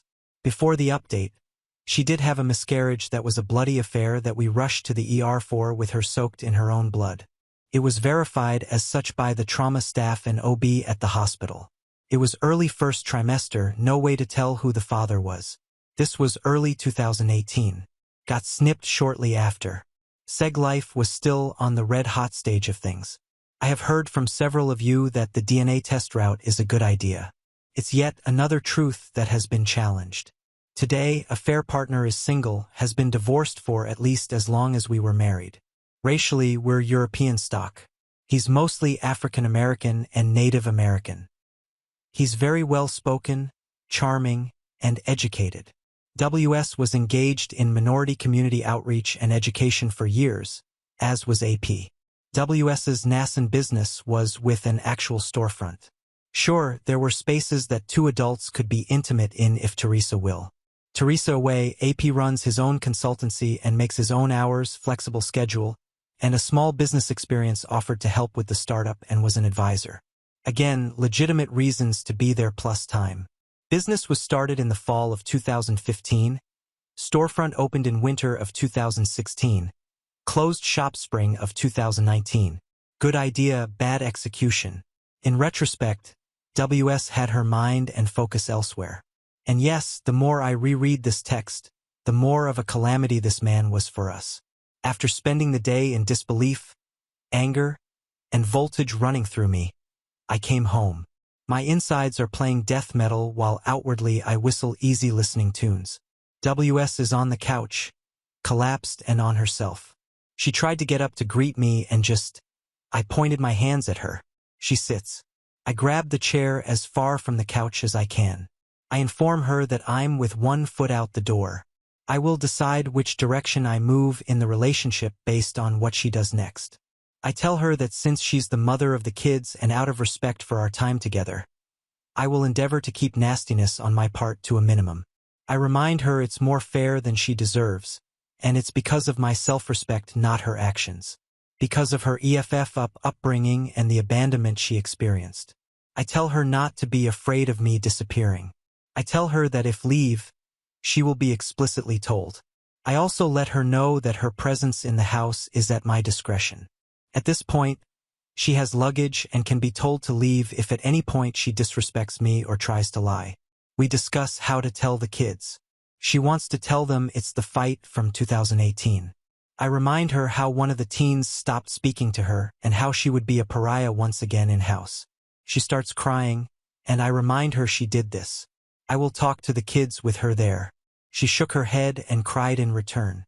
To begin with, start with the no-contact letter to AP. Start the timeline on paper. Anything not true were done right there. A list of passwords to accounts, bank, and plastic records. She gets the couch. I will let her know what next. Before I leave the room, I asked her who is she. She has become a stranger. Update 2. While going through WS's phone, I found her text file with all her passwords to her accounts, Facebook, email accounts, Apple account, etc. So, one more piece of intel. I have not been this angry, hurt, and confused in my adult life. I found all the things that I held as hard truths to be null. It's surreal having the person with whom you build a life with being asked to write a no-contact letter to her AP. It's even more surreal for the WS to not argue when I've been asking her to do things. I asked her to also provide me with the affair timeline. Based on what she wrote, I would decide on my next steps. This all the morning after. I got myself to work and got sorted there with management about time off. My manager was understanding and gave me no problems. I started going through WS's social media chats with AP and started seeing a pattern of flirting and daily conversations from January 18th to almost June 19th. After that, there were more conversations between them, but mostly about a project that the two of them have been engaged for a while. There were two dates in the text lineup on March 19th and one on April 19th. The first was flirting between them where AP was commenting about WS's lips and how he loves kissing her. She replied back with heart emojis and how she could not wait to see him in the morning. This was during the time that I was away on a trip with the two younger kids visiting family. Screenshot number 1. The second exchange was WS telling AP that she's sorry for hurting his feelings, but they need to keep it just to the project. Screenshot number 2. Send both screenshots to WS via text and ask that she include those in the timeline. She starts explaining over texts that they're not what they seem. I text her to just put the explanation in the timeline. Finish a couple tasks at work and head home. WS is sitting on the couch reading a book. I ask her how the timeline is coming along. She looks up and says she will work on it when she has time in the evening. She looked like she was crying but is putting on a brave face. I'm irritated by this. I can't interpret her stance. Could be, I don't want to do this, it's not important or can't face it, or you're not the one on charge. This is not a game. Send a text to my friend letting her know that I need an exit and shelter in place. Got confirmation in ETA. Grab my laptop, chargers, cables, etc., toiletries, and bug-out bag. Get the text from friend that says ETA is 2 minutes as I asked. Walk into the room with WS and ask when the timeline will be done. She says she's going to work on it that evening. I let her know that she can concentrate better without me there, and that I will be back home when the timeline is complete and exit stage right. She's left mouth agape as I walk out. I had a timeline in my email inbox in 40 minutes. On the very first of the versions, half of the timeline were apologies, excuses, and reasons that made no sense. It took several days of edits and pointing the inconsistencies in the narrative. I wanted to drive home the time this was hidden, so I sent her a document that I asked her to fill out because of her jumping around in her story. It was really a list of all the months from September of 17 to June of 22.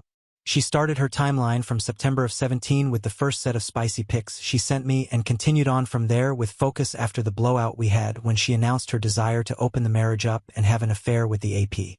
She felt ashamed and sorry for her actions in November 18th and did not speak to AP until after the holidays sometime in January 18th. While we were working towards reconciliation, she started speaking with him again, and he was supportive of her and understood where she stood. He asked her if she would like to drop out of their project, and she said no as it was very important to her as a project in general. During that time, they continued to spend time together but would no longer tell me about it. When I had noticed this, I had asked AP why he was no longer around as much, not that I minded, and he said that he was spending more time with his son who was now staying with him in providing support for their soft breakup. That was our fight and almost breakup in November 18th with WS. They got closer, rekindled, and continued with their EA. The highlight was the text of the screenshot I caught where the two of them apparently shared an intimate kiss for the first time sometime on March 19th. After that, they continued having encounters when they could that were mostly making out and some petting over the clothing. WS apparently was feeling guilt and shame and broke it off with what was the aftermath in the conversation that got caught on April 19th in text. When I had a cohesive timeline, I sent it to the AP and asked him what he had to say for himself. He responded with how sorry he was and that he never should have engaged in that relationship and how sorry he was. He would tell me anything else, but I needed to find out what happened. Told him that WS and I were talking about a sensual misconduct complaint against him. Truth was, we had never talked about it, but I knew the organization he worked for and the project the two of them were involved in and how damaging any such publicity would be. He sang like a canary and gave the WS up without a fight, right under the bus. He admitted that she approached him, that he knew my reservations but thought I could be open-minded. WS was to him a friend who truly understood the social issues of his life and felt he could speak to her with an open heart because she understood him. Yeah, I know, I had the same reaction when I read that. He was sorry for the damage and was ashamed for lying and keeping it a secret. I called him a snake in the grass and how I was not there to give him absolution. From their timelines, I gathered that they were on and off and confused as to when it was just an EA or just working on a project. And even the PA parts were strained with him leading most of the time and her being active at first then passive towards the end. He said he was sorry. I told him to keep the F away from us, at least while I'm in the picture. Getting enough information between WS and AP, I think I got a pretty good idea of the truth to what happened. It was an emotional affair that got started from the WS's attraction to AP, his role in pursuing and in some cases manipulating the WS, the lying that they both engaged during the time it was supposedly over. Lies, betrayal, and more lies. Had the talk with a couple of lawyers who pretty much said the same thing. The most brutally honest one was the last one I saw who upfront told me that the postnatural agreement I was looking for would not make sense in any of the US because of how long we had been together.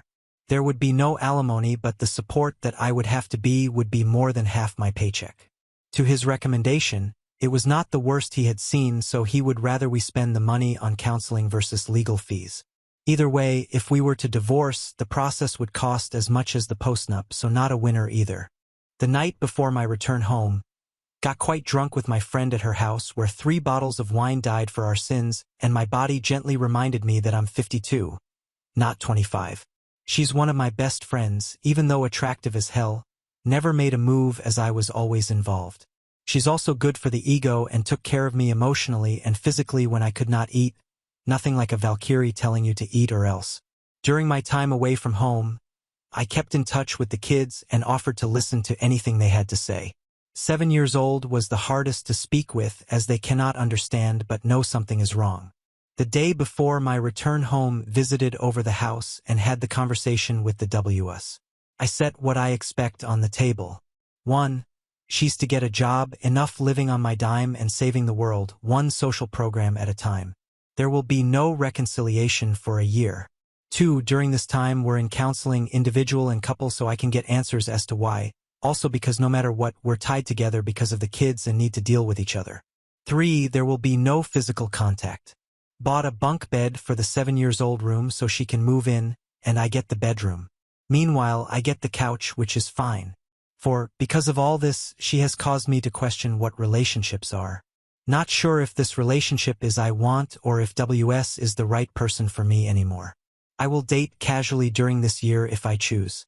If she decides to do the same, we go straight to separation amicably. 5. I will conduct myself with dignity and compassion. I could go scorched earth but will not due to the damage it will cause the kids. She's now a secondary priority. Kids are my first and will remain so. I had a full confession out of both AP and WS, and even though there is still fog and shame, I know enough of what happened. Even if I don't know all the truth, I know enough to feel I'm right in my decisions. I also know that I will check the color if WS says the sky is blue for a long time to come. I made edits to this doc after falling asleep on it out of exhaustion. To all of you, thank you for support, wisdom, perspective, and reaching out. Stay strong, all of you. Update 3. The part of finding out more of what happened is how you now see the red flags you ignored in the past. The ride of the skiff and the tsunami continues. AP has been working on WS since 2014. Found out that this is his hobby. He has moved around different groups of people with the community, and couples seem to combust into divorce. Also found out he's ex-military with a specialty in counterintelligence. All these years, and we never knew this. It was an interesting night at the pub. His tactics are always slow, methodical, under the radar, infiltrate, subvert, divide, and spoil. The friend of a friend who lived it was in tears in his WS affair with the same AP was in 2010. I found out the following over the last month. How he moved in on the WS by spending time and becoming her best friend, confidant, adventure partner, and eventual affair partner. How he exploited character weaknesses and stresses between WS and myself as we started and closed a business and all that goes with it to make his move on her. How he added to the strife from this affair at the time, and how it lead to spousal alienation. The isolation of the WS from the teens, which lead to our teens rebelling in an awkward age becoming more difficult, as well as the poison of a serious secret between two people just festering. As expected, by all the emotional affair was also physical. All intercourse by the time WS approached me with her talk of opening up the relationship as a way to legitimize what they were already doing and taking it to the next level. I'm sure that at some point in the future, I will receive private pictures from an unknown account with the immortalizing of some of their acts together. AP had plans for the WS2, getting married, meeting his swinger friends, etc. Maybe she felt sorry for me. Maybe she snapped out of the haze. Maybe that was a unicorn in a meadow full of rainbows when she broke it of after my crap fit. The affair petered out soon after our November 18th with some emotional blackmail from the AP towards the WS and her surprisingly holding her ground, but they both acted as all was well till the pandemic, at which point she broke all contact. Both lied back then. He lied a month ago during D-Day when I confronted him, keeping up the story. It has taken me a month of carrot and stick to get truth out of WS, or most of it, and it sucks. Not sure I want the whole truth. I had my first anxiety attack the night she told me all of what she is willing to tell me. I'm not sure if reconciliation is possible, but need to go through the motions as I figure out how to prepare before the next time happens and get the F out of this. I'm in the process of rebuilding my damaged relationship with the older kids and spending more time with the youngest. I'm waiting on the paternity test to come back. Thank you all for the suggestion, but even if the kids are not mine, I'm not trusting them around WS based on the way she treated them during and even after the affair. Either way, the young adults are more pissed at WS than I am and would have voted WS off the island already. The good thing is her BS is now over, so I can actually talk to them again and not get sabotaged at every word. They see through her BS as well. I have set a reconciliation date of next Father's Day. I'm keeping my word as I need to rebuild mine and my kids' world into a stable one and not the crap show it was been. I'm doing okay for the most part. Feel I dodged a bullet back then. It could have been one of those cases where no matter what I did I would be the bad guy, or even, who knows, even dead or in jail. W swears up and down that it was a mistake and how horrible she is and how she will spend the rest of her life making it up to me. I have the timeline and letter from her stating that during the time we've been married she had an affair that I know of and that I never used her or the kids in any way. Won't mean much, but at least is more proof than I said. She said.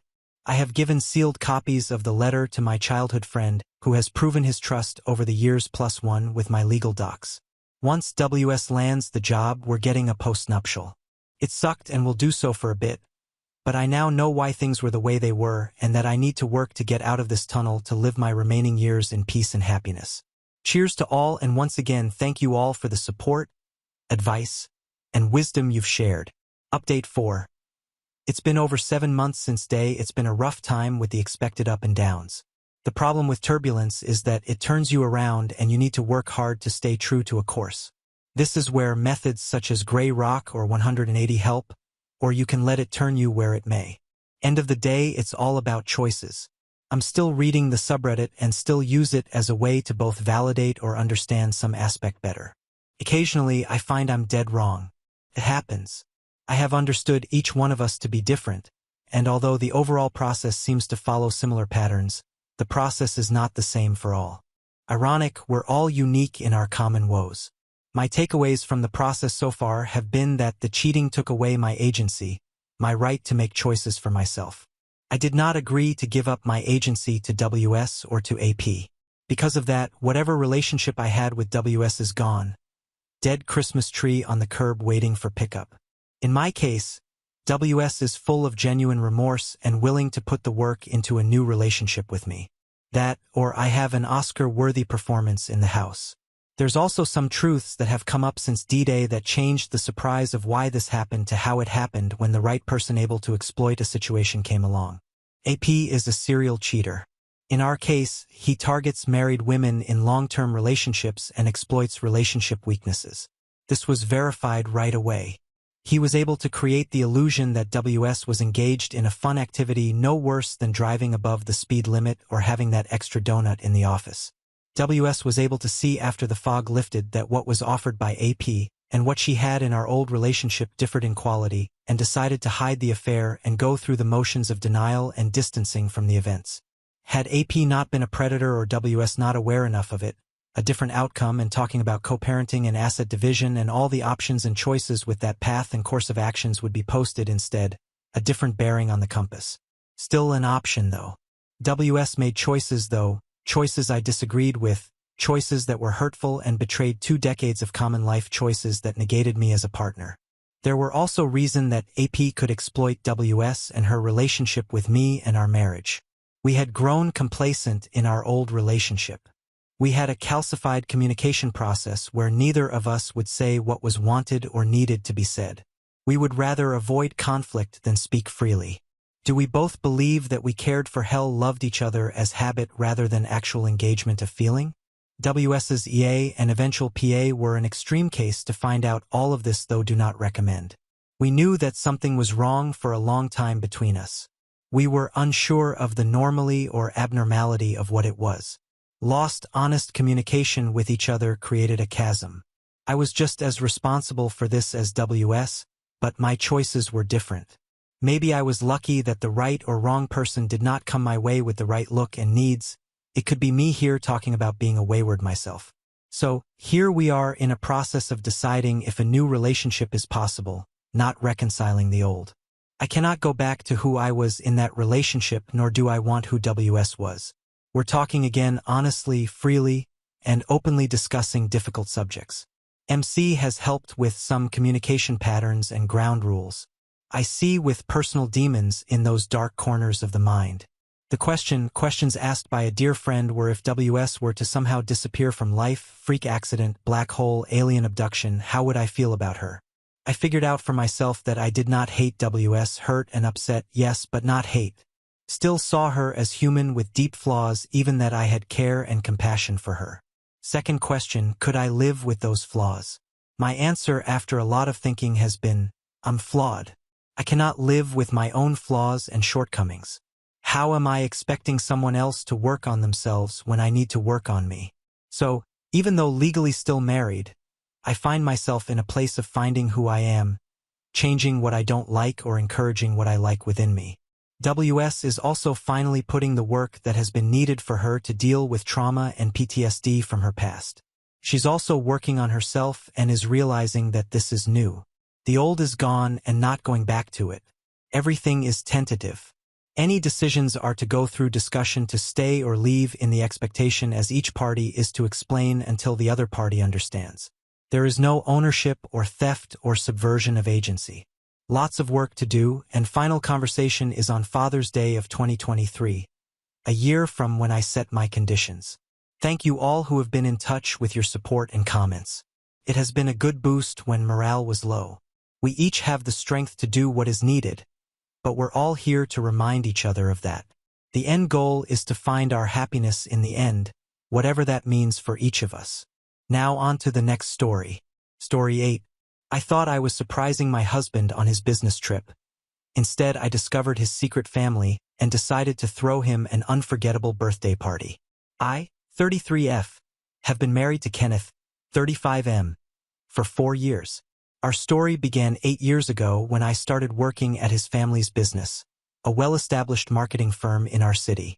Fresh out of college with a degree in communications, I was eager to prove myself in the corporate world. Kenneth had already been working there for several years, having joined right after graduating from business school. From the moment we met, there was an instant connection. We bonded over being the youngest employees in a sea of seasoned professionals. Kenneth took me under his wing, showing me the ropes and introducing me to key clients. We'd often grab lunch together or stay late working on projects, our friendship growing stronger each day. After about a year of friendship, Kenneth asked me out on a proper date. I was hesitant at first, worried about mixing business with pleasure, but he convinced me to give it a shot. We dated for about 6 months, and it was wonderful. Kenneth was attentive, funny, and ambitious. However, as time went on, we both got busier with work and our relationship took a backseat. Things fizzled out naturally, but we remained on friendly terms. For the next couple of years, we didn't see much of each other outside of work. I focused on building my career, taking on more responsibilities, and even leading some major campaigns.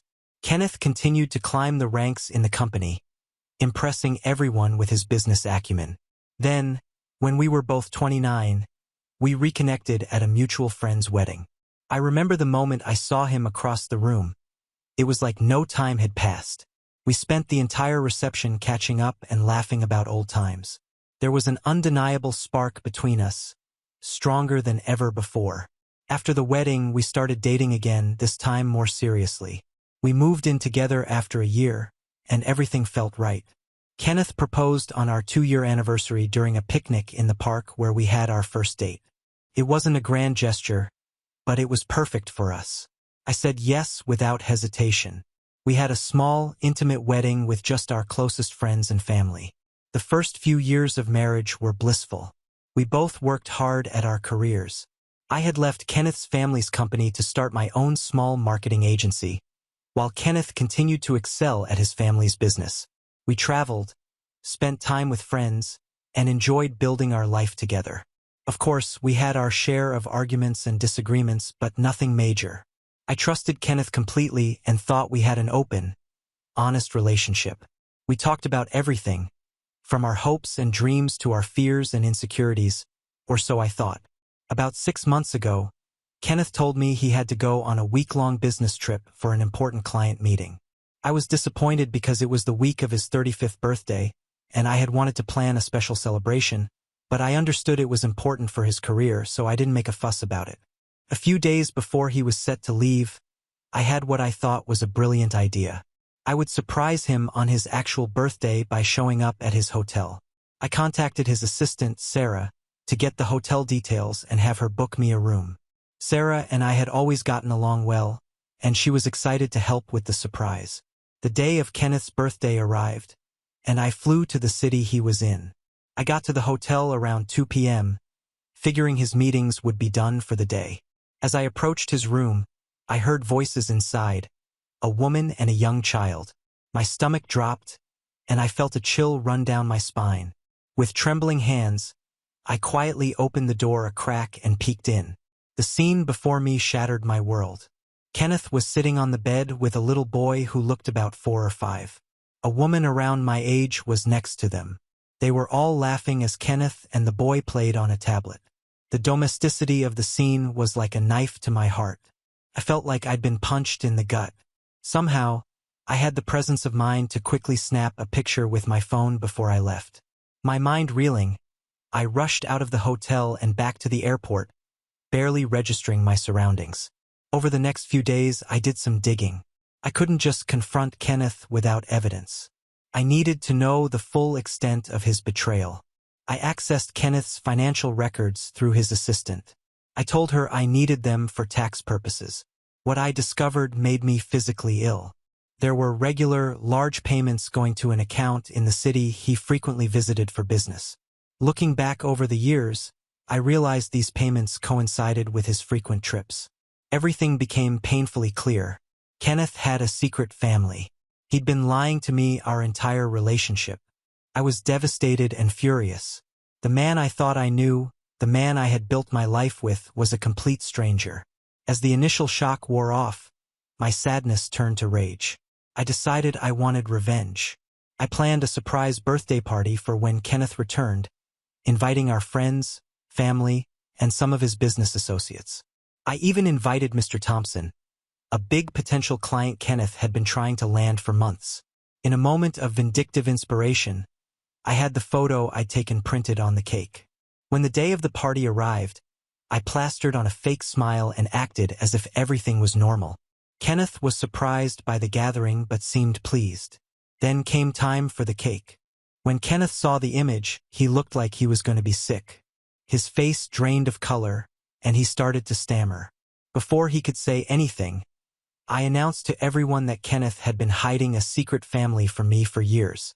He tried to stop me, grabbing my arm and begging me to talk in private, but I was beyond reasoning.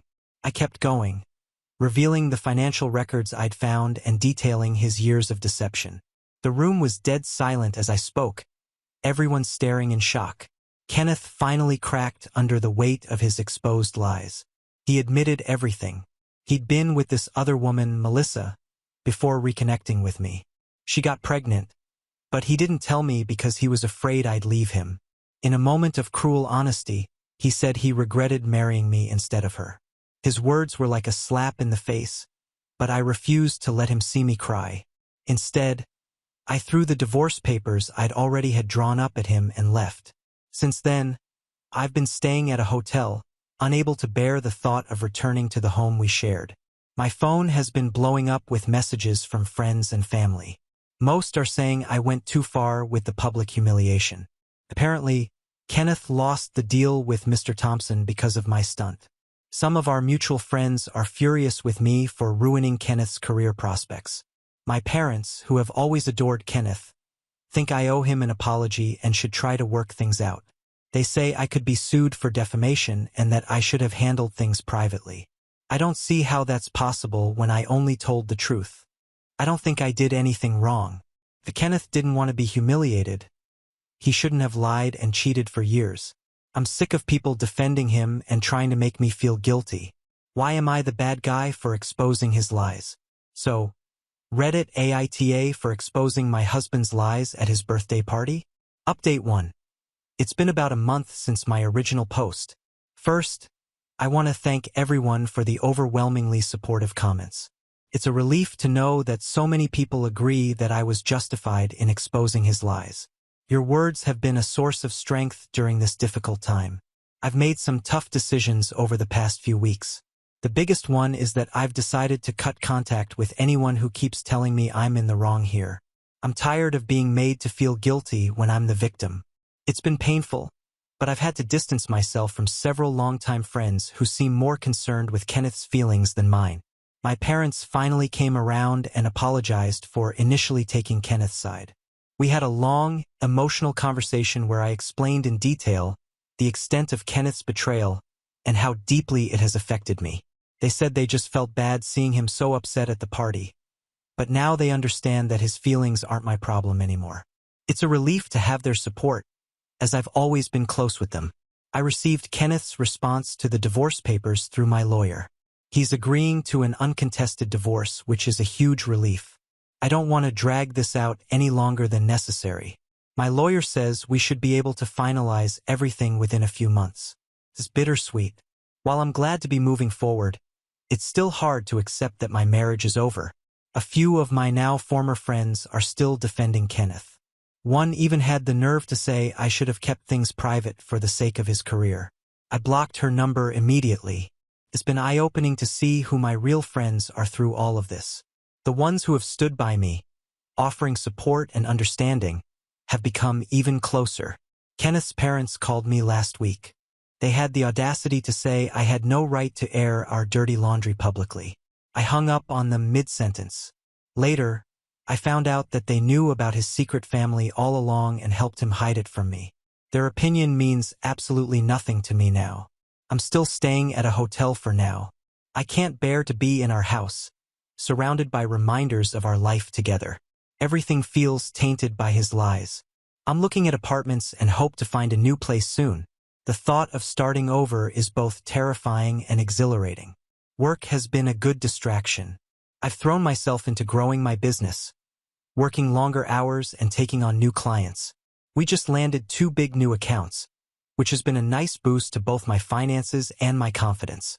I'm determined to be even more successful on my own than I was with Kenneth. The anger and pain are still very much present. There are days when I can barely get out of bed, overwhelmed by the weight of Kenneth's betrayal. Other days, I feel energized and ready to take on the world. It's an emotional roller coaster, but I'm trying to take it one day at a time. I've had a few friends reach out to set me up on dates, but I'm not ready for that yet. The thought of opening myself up to someone new is terrifying. For now, I'm concentrating on healing and rebuilding my life. I need to learn to trust myself again before I can even think about trusting someone else. Part of me still can't believe this is my reality. I keep expecting to wake up and find out it was all a bad dream. But then, I remember the look on Kenneth's face when he saw that cake, and I know it's all too real. The life I thought I had, the future I had planned, it's all gone. But I'm slowly starting to see that maybe that's not such a bad thing. Maybe this is an opportunity for a fresh start on my own terms. I don't regret exposing Kenneth's lies for a second. He made his choices day after day, year after year. Now he has to live with the consequences. I refuse to feel guilty for telling the truth. If anything, I feel liberated. No more lies, no more pretending, just me moving forward, one step at a time. Update 2. It's been almost a year since D-Day, and my life has completely transformed. The divorce was finalized 6 months ago, and I've moved into my own condo. It's a beautiful space that I've really made my own. No traces of Kenneth or our past life together. Sometimes I still can't believe how much has changed in such a short time. My business has taken off beyond my wildest dreams. We've tripled our client base, and I've had to hire several new employees to keep up with demand. It's been challenging juggling everything, but it feels amazing to see all my hard work paying off. There's something incredibly satisfying about building something successful entirely on my own. I ran into Kenneth at a coffee shop last week. It was the first time I'd seen him since the divorce was finalized. It was awkward, to say the least. He tried to make small talk, asking about my business and commenting on how good I looked. I kept my responses short and polite, not giving him any real information. I heard through the grapevine that he moved in with Melissa and his son. Part of me wanted to ask how old the boy is now, to know exactly how long Kenneth had been lying to me, but I realized it doesn't really matter anymore. Surprisingly, seeing him didn't bring up the intense anger I expected. I mostly felt indifferent. He's no longer an important part of my life, and I'm okay with that. It's a strange feeling, being face to face with someone who was once the center of your world and feeling almost nothing. I've started dipping my toe back into dating. Nothing serious yet, but I've gone on a few nice dinners.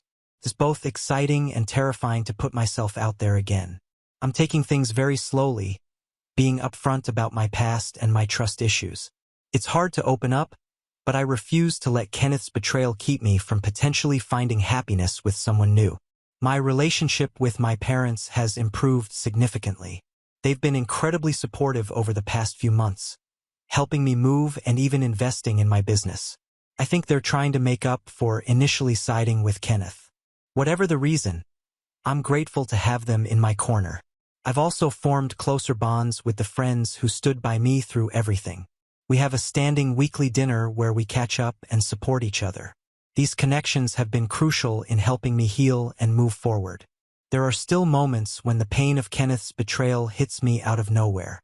A song on the radio, a couple holding hands in the park, a father playing with his child. Innocent things can suddenly transport me back to that hotel room, seeing Kenneth with his secret family. But these moments are becoming less frequent and less intense as time goes on. I've learned a lot about myself over the past year. I'm stronger than I ever thought possible. I'm capable of starting over and building a life I love completely on my own terms. I'm learning to trust my instincts and set firm boundaries. Looking back, I'm proud of how I handled things. Exposing Kenneth's lies gave me the clean break I needed to move on. Yes, it was dramatic and public, but it was also cathartic. It allowed me to take control of the narrative and refuse to be the secret, shameful part of Kenneth's life. I'm in a much better place now than I ever was with Kenneth. My life is fuller, richer, and more authentically mine. Sometimes the best revenge really is living well. I don't know what the future holds, but for the first time in a long time, I'm excited to find out. Now on to the next story. Story 9. My wife is having an affair with her coworker, and I found out in the most unexpected way. I never thought I'd be writing one of these posts, but here I am. My whole world has been turned upside down, and I'm still trying to process everything that's happened. I guess I should start from the beginning. My wife, Angela, and I have been married for 8 years now. We met in college, dated for a few years, and got married shortly after graduation. Things were great at first. We were young, in love, and ready to take on the world together. We both landed good jobs in our fields and started building our life together. About 3 years ago, Angela got a new job at a big marketing firm downtown. She was excited about the opportunity, and I was happy for her. The job came with better pay and more responsibilities, which seemed like a great step forward in her career. She'd come home talking about her new coworkers and the projects she was working on. One name that kept coming up was Mark, her team lead. At first, I didn't think much of it. Angela would mention how helpful Mark was, how he was showing her the ropes and helping her adjust to the new work environment. But over time, I started to notice some changes in Angela. She was working later hours, often coming home well after dinner time. She'd be constantly checking her phone, smiling at messages. When I'd ask about it, she'd just say it was work stuff. I tried to ignore the nagging feeling in my gut. I didn't want to be that jealous, suspicious husband. Angela and I had always had a strong relationship, built on trust, and I didn't want to jeopardize that by making unfounded accusations. So, I kept my concerns to myself and tried to focus on our life together. Last month was our 8th wedding anniversary. I had planned a surprise weekend getaway to a nice beach resort about 3 hours away. I thought it would be a great opportunity for us to reconnect and spend some quality time together away from the stresses of work and daily life. When I told Angela about the trip, she seemed excited but also a bit hesitant. She said she'd need to check if she could get the time off work. A few days before the trip, Angela told me that she couldn't make it. Apparently, there was a big project coming up, and her team needed to work over the weekend to meet the deadline. I was disappointed, but I understood. Her job was important to her, and I didn't want to make her feel guilty about it. I decided to cancel the trip and planned a nice dinner at home instead. The night of our anniversary, I got home early to start preparing the dinner. I had bought Angela's favorite wine and was planning to cook her favorite meal. As I was setting up, I realized I had forgotten to buy candles. Not wanting to ruin the surprise, I decided to check Angela's craft supplies in the spare room to see if she had any candles I could use. As I was rummaging through her craft boxes, I accidentally knocked over a stack of papers. While picking them up, a small notebook fell open. I wasn't trying to snoop, but a line caught my eye. I can't stop thinking about last night with Mark. My heart sank. I knew I shouldn't read more, but I couldn't help myself. The notebook was filled with entries detailing Angela's feelings for Mark, their secret meetings, and intimate moments they had shared. It was like a punch to the gut. The woman I loved, the woman I thought I knew, had been living a double life. I sat there on the floor of the spare room, surrounded by Angela's craft supplies, and holding this notebook that had shattered my world. I don't know how long I sat there, trying to make sense of what I had just discovered. Part of me wanted to confront Angela immediately, to demand answers and explanations, but another part of me was scared of what those answers might be. I heard Angela's car pull up in the driveway. Panic set in. I quickly put everything back as I had found it and left the room. I couldn't face her, not yet. I needed time to think, to process. I sent her a text saying I wasn't feeling well and had gone to bed early. It was a cowardly move, I know, but I just couldn't deal with pretending everything was normal. That night, as I lay awake listening to Angela move around the house, my mind was racing. How long had this been going on? How could she do this to us, to our marriage? Was everything we had built together just a lie? The next few days were a blur. I went through the motions of daily life, all while carrying this devastating secret. Angela seemed to notice something was off, but I brushed off her concerns. I needed time to figure out what to do next. I know I should confront her, but I'm terrified of what that conversation will bring. Part of me wants to believe there's an explanation, that maybe I misunderstood what I read, but deep down I know the truth. My wife is having an affair with her coworker, and our marriage may never recover from this betrayal. I'm lost and don't know what to do next. How do I confront her? Should I reach out to Mark's wife if he's married? Do I just pack up and leave? Any advice would be appreciated because right now I feel like I'm drowning. Edit. Thank you all for your comments and support. I'm overwhelmed by the responses and advice. I'll try to respond to some comments and will update when I have more information or have decided on a course of action. Update 1. First, I want to thank everyone for their support and advice on my original post. The past week has been a whirlwind of emotions and events, and I'm still trying to process everything that's happened. But I promised an update, so here goes.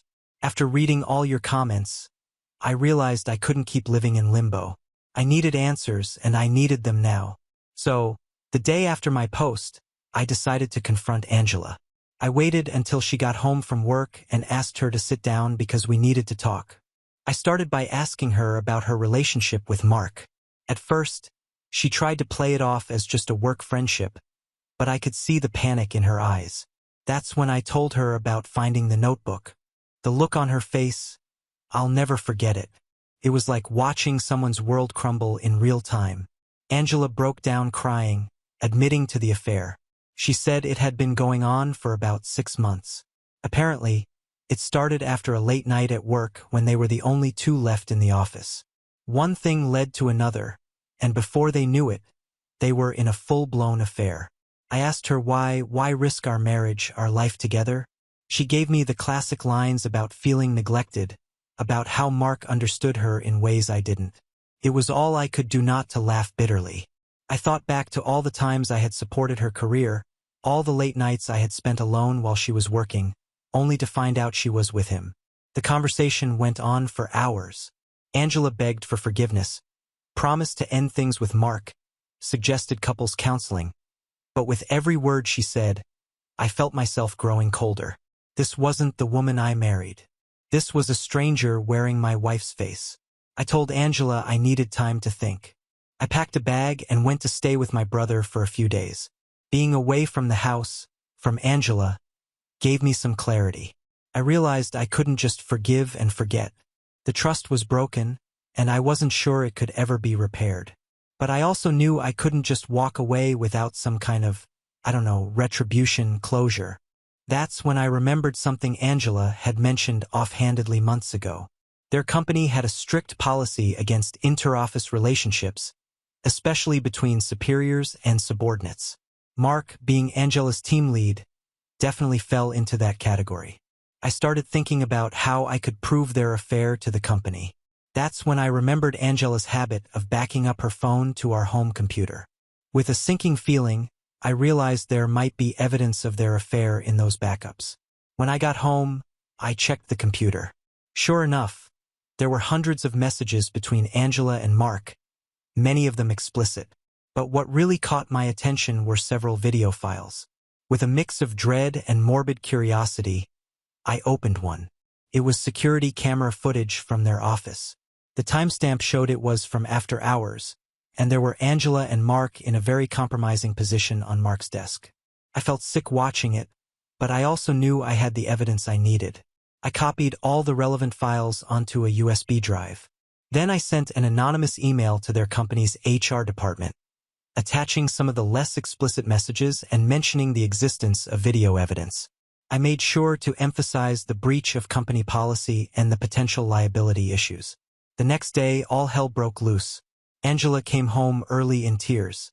She and Mark had been called into HR, confronted with the evidence and summarily fired. She was angry, demanding to know if I had anything to do with it. I didn't deny it. We had another long, heated conversation. Angela accused me of ruining her career out of spite. I reminded her that she had ruined our marriage out of selfishness. In the end, we both went to bed angry and hurt. As I write this, I'm not sure what the future holds. Angela and I are still living in the same house, but it feels like we're worlds apart. I know many of you advised against trying to reconcile, and right now, I don't think I want to. The Angela I loved, the woman I thought I knew, doesn't exist anymore. I'm meeting with a lawyer next week to discuss my options.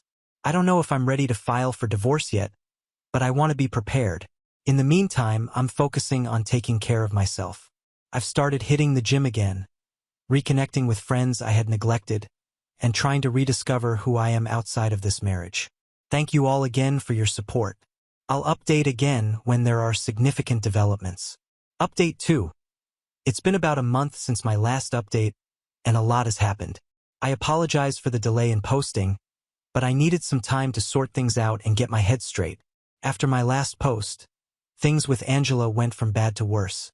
The loss of her job seemed to push her over the edge. She alternated between begging for forgiveness and lashing out at me for ruining her life. It was emotionally exhausting, and I found myself withdrawing more and more. I met with a lawyer as planned. He laid out my options and advised me on how to protect myself legally and financially. It was a tough conversation, but it made me realize that I needed to start thinking about my future, a future without Angela. About 2 weeks ago, I finally made the decision to end our marriage. I sat Angela down and told her I wanted a divorce. I half expected another emotional outburst, but to my surprise, she just nodded quietly. I think deep down we both knew it was coming. We agreed to a trial separation while we sort out the details of the divorce. I asked Angela to move out, as I'm the one who bought our house before we were married. She didn't put up much of a fight, which was both a relief and oddly painful. It was like watching the last embers of our relationship finally burn out. Angela moved out last weekend. Watching her pack up her things and leave was one of the hardest things I've ever done. Despite everything, there's still a part of me that loves the person I thought she was, but I know I'm making the right decision for myself. The house feels empty now, but also peaceful.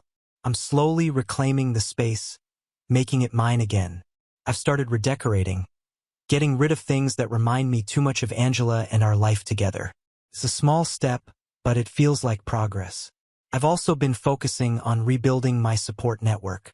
I've reconnected with old friends and even made some new ones through a local sports league I joined. It's been good to have people to talk to who aren't connected to my history with Angela. As for work, I've thrown myself into my job. My boss has been understanding about the situation and has given me some interesting projects to focus on. It's been a welcome distraction from everything else going on in my life. I know the road ahead won't be easy. There are still a lot of details to sort out with the divorce, and I'm sure there will be tough days ahead, but for the first time in months, I feel like I can breathe again. I'm starting to see a future for myself, one that isn't defined by Angela's betrayal. Thank you all again for your support throughout this ordeal. Your advice and encouragement have been a lifeline during some of my darkest moments. I'll post another update once the divorce is finalized, but for now, I'm taking it one day at a time and focusing on healing and moving forward. Update 3. It's been 6 months since my last update, and I'm finally ready to share what I hope will be my final post on this chapter of my life. The divorce has been finalized, and I'm officially a single man again. The process wasn't easy. There were arguments over asset division, moments of doubt, and days when the pain felt as fresh as it did when I first discovered Angela's affair. But we got through it, and I'm proud of myself for standing my ground and not letting guilt or misplaced loyalty sway me from my decision. Angela and I haven't spoken since the day we signed the divorce papers. It was a surreal moment, sitting there in the lawyer's office, ending 8 years of marriage with a few signatures. Part of me wanted to say something profound, to find some closure, but in the end we just nodded at each other and went our separate ways. I've heard through mutual friends that Angela has moved to another city for a fresh start. I wish her well, genuinely. The anger has faded, replaced by a kind of sad acceptance. We both made mistakes, hers more egregious than mine, but I'm trying to let go of the bitterness. As for me, I'm doing better than I ever thought possible 6 months ago. The house is completely redecorated now, a space that's entirely my own. I've taken up new hobbies, started traveling more, and even went on a few casual dates. Nothing serious yet, but it's nice to know that part of my life isn't over. Work has been a saving grace throughout all of this. I threw myself into my job and it paid off. I recently got a promotion. It feels good to be recognized for my efforts, especially after everything that happened. I've also been working on myself. I've started journaling, which has been surprisingly helpful in processing my emotions. I've rekindled old friendships and made new ones. The support system I've built has been invaluable. Looking back on this whole experience, I can see how much I've grown. I'm stronger now, more self-aware, and I have a clearer sense of what I want out of life and relationships. The pain of Angela's betrayal will always be a part of my story, but it no longer defines me. To anyone going through something similar, know that it does get better. It's not easy, and there will be days when you want to give up, but keep pushing forward. You're stronger than you know. Thank you all for being there throughout this journey. Your support, advice, and kindness have meant more than I can express. This will be my last update on this situation, but I leave you with a heart full of gratitude and hope for the future. Here's to new beginnings and the chapters yet to be written. Now on to the next story. Story 10. My baby keeps crying. My older child is going insane. My wife wants to leave her at the fire station and only take our daughter. Throwaway account, please help us. Since our second daughter was born 3.5 months ago, she has not stopped crying. There's nothing wrong with her. The doctor suggests that it is a bad case of colic. Edit. We have seen several doctors, all say no allergies, no broken bones, just bad luck of colic. She sleeps for an hour at a time, but then wakes up and starts screaming again. How can such a small baby make such horrible and loud sounds? At first I felt heartbroken that my child was in such discomfort, but now I'm numb to it. Our 5-year-old daughter used to be a happy girl, but she is constantly miserable because she never gets any peace or sleep at home and both her parents are zombies. She doesn't fully understand that the baby isn't doing this on purpose and tells us that she hates her and that she is a selfish brat. And while I try to explain that the baby doesn't mean it, I can see why she is upset. She gets testy when it is time to leave school, and her teachers have spoken to us several times about how she has changed and is no longer the happy girl she used to be. She sees the school's counselor twice a week now.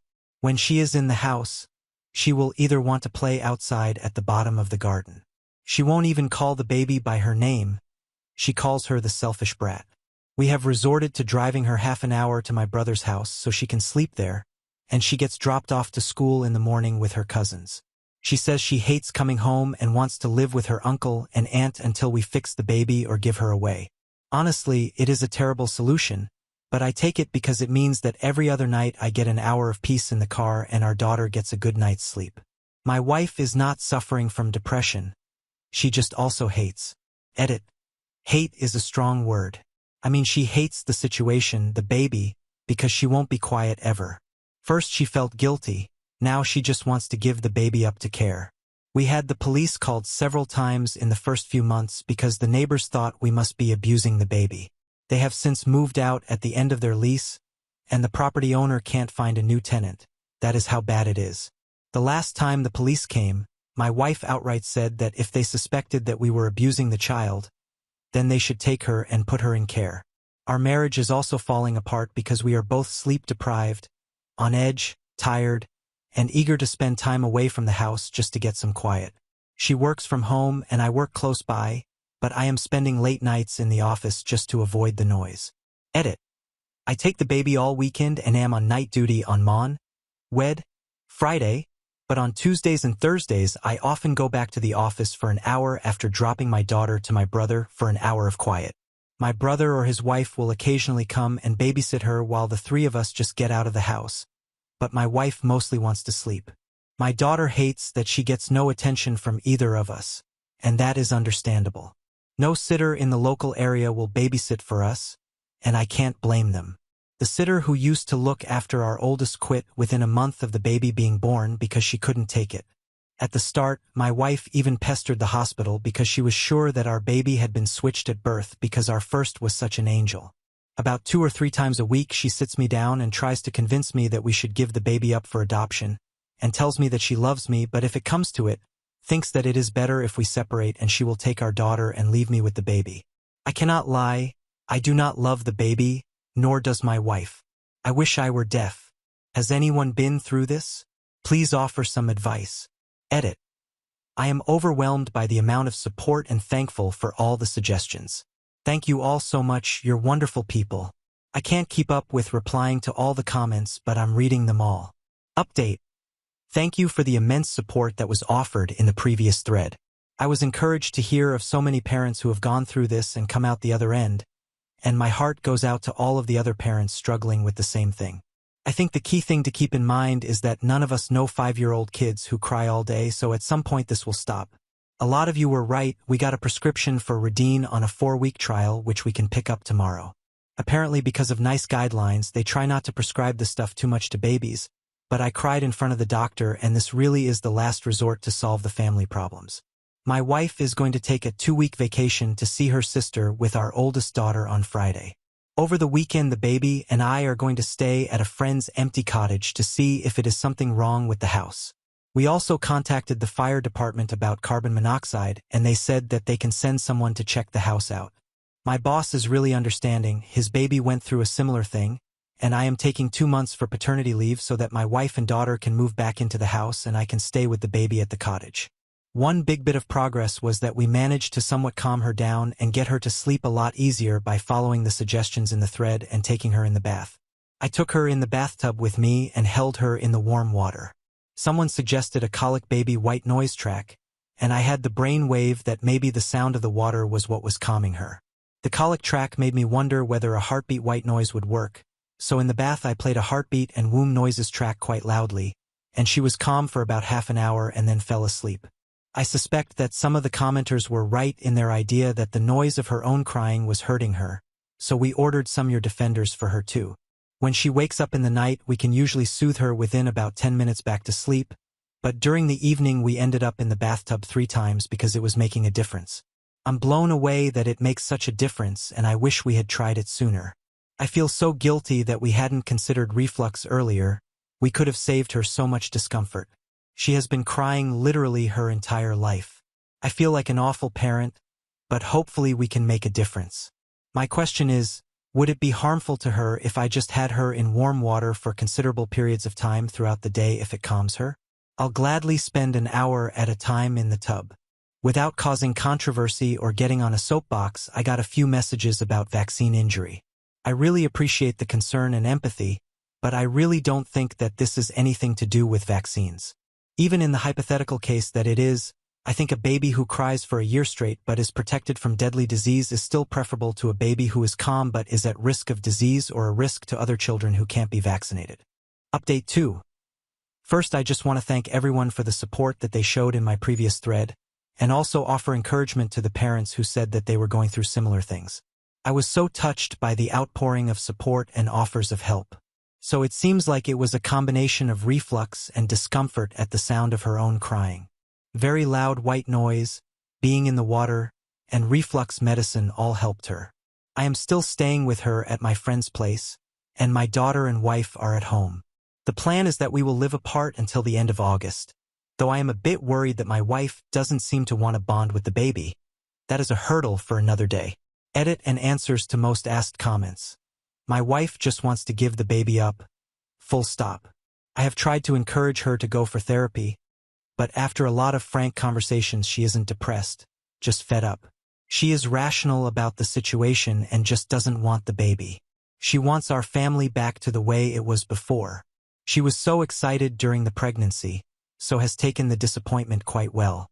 I am worried that if we give the baby up to care, my wife won't want her back. My wife wasn't able to breastfeed either of them due to inverted nipples.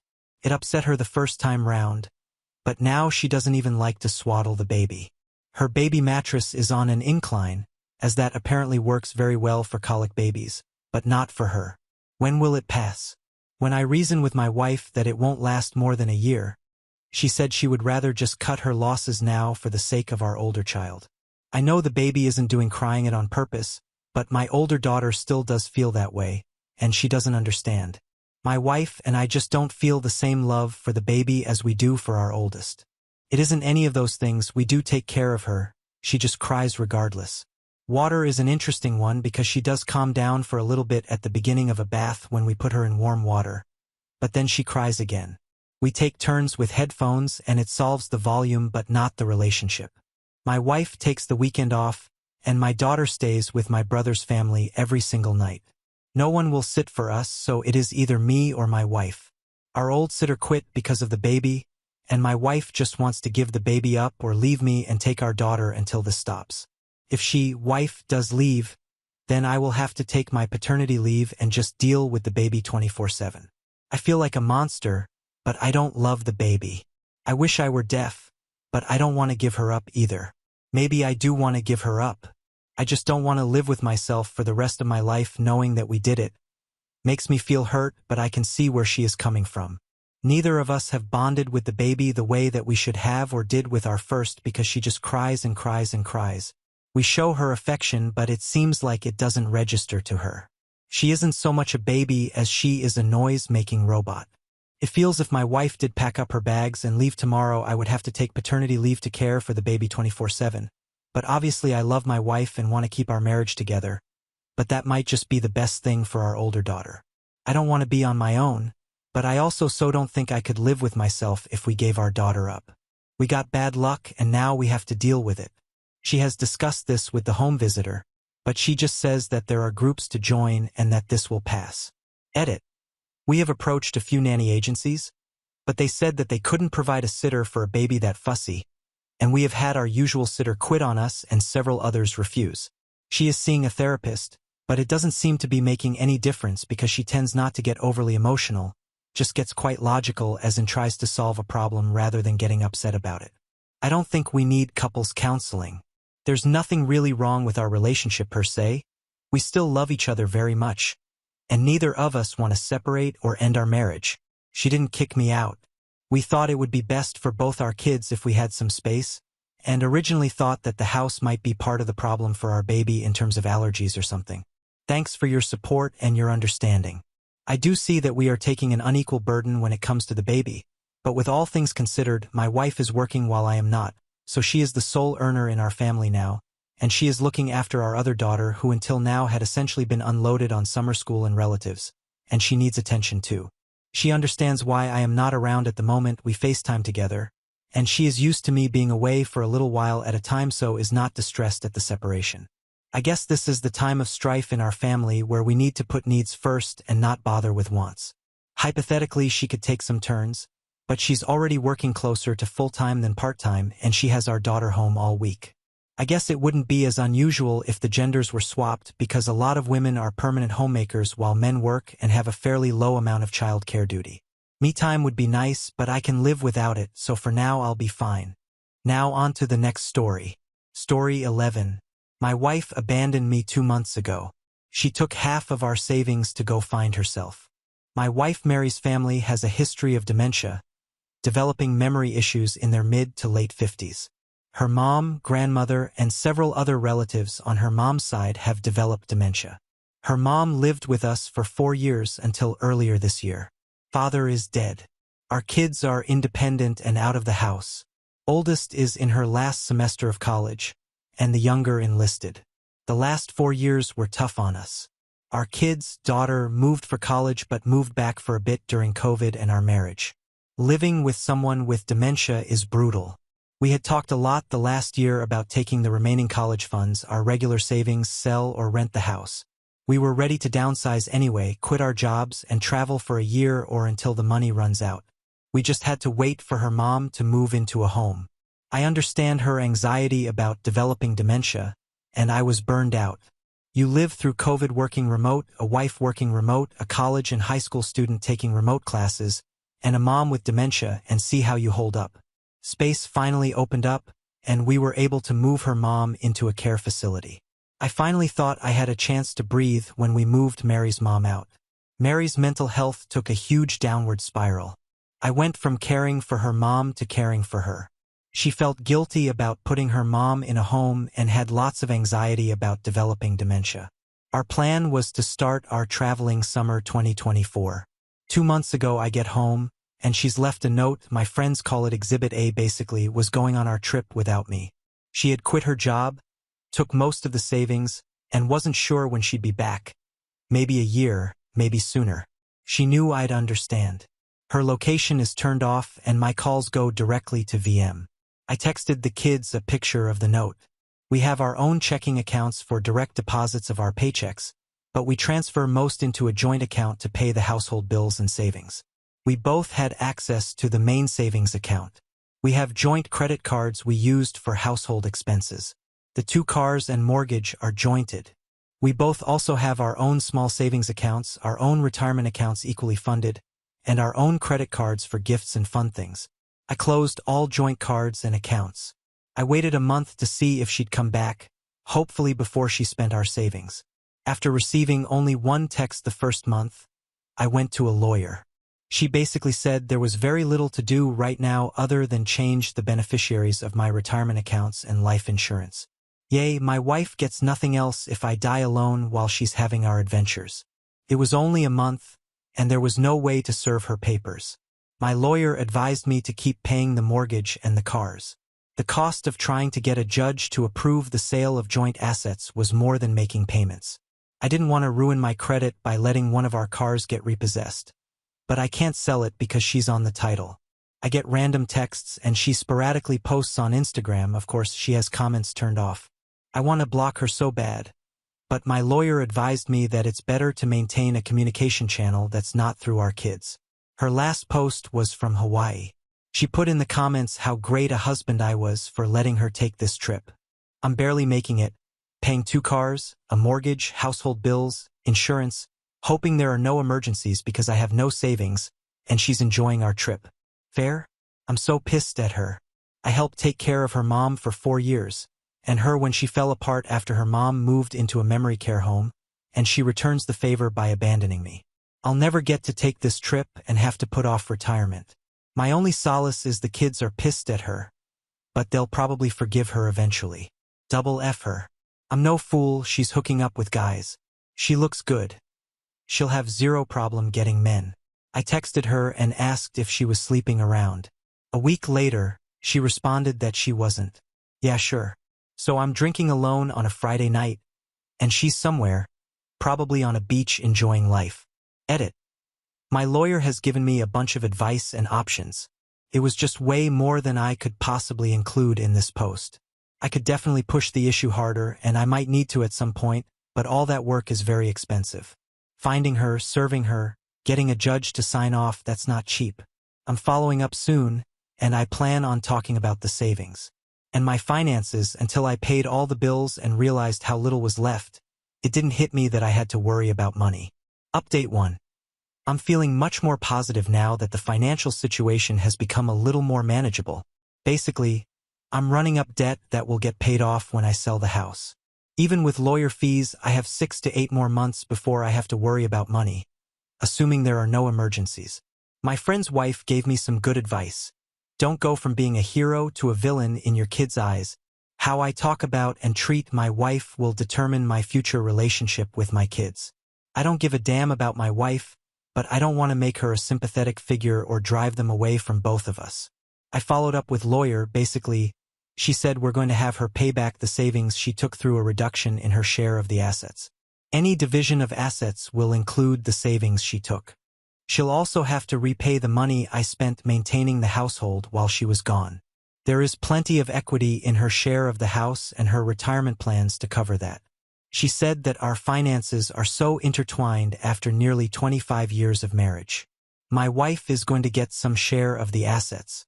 Best case is she agrees to the terms of the divorce, and it's relatively cheap and quick. Otherwise, it gets complicated and expensive.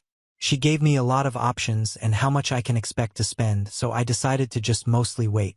I got a couple of credit cards with promo rates for purchases and transfers. That gives me breathing room and I can conserve cash. I'll just pay them off when I sell the house. Now that my financial situation is less stressful, I'm actually enjoying her being gone. I'm free to do whatever I want whenever. I don't have to cook or clean or take care of anyone. The house is quiet for the first time I can remember. I loved my wife, but her mental health weighed down our marriage. On balance, it was worth it until now. The first month or so, I expected her to be there whenever I'd get home. When someone was at the door or if I heard noises, I'd think it was her. I checked doorbell cam obsessively. I'm not looking forward to her returning. It has to happen. But when she comes back, I'll have to deal with her, the divorce, getting the house ready to sell, dividing all our stuff, finding a new place to live. I'm hoping she'll stay away until after New Year's. But my daughter said she thinks her mom will be home for Christmas, either to stay or visit. My lawyer will have papers ready to serve her. Hopefully she'll just agree to the terms and continue her travels. People had some great advice. Renting or selling the house. Not really feasible right now, since I'd have to fix some stuff and get it ready to sell SL rent since I need a place to live. The amount I net each month rent mortgage. Rent on a new apartment storage unit equals not worth it. My kids' rooms are still full of their stuff, and I don't want to spend the time and effort to clear them out and put them in storage. Getting a helic, this was great advice. I didn't realize I didn't need both people to get a loan. If I need more money, I can go this way. In the short term, the promo rates on the credit cards were cheaper and easier than getting a helic.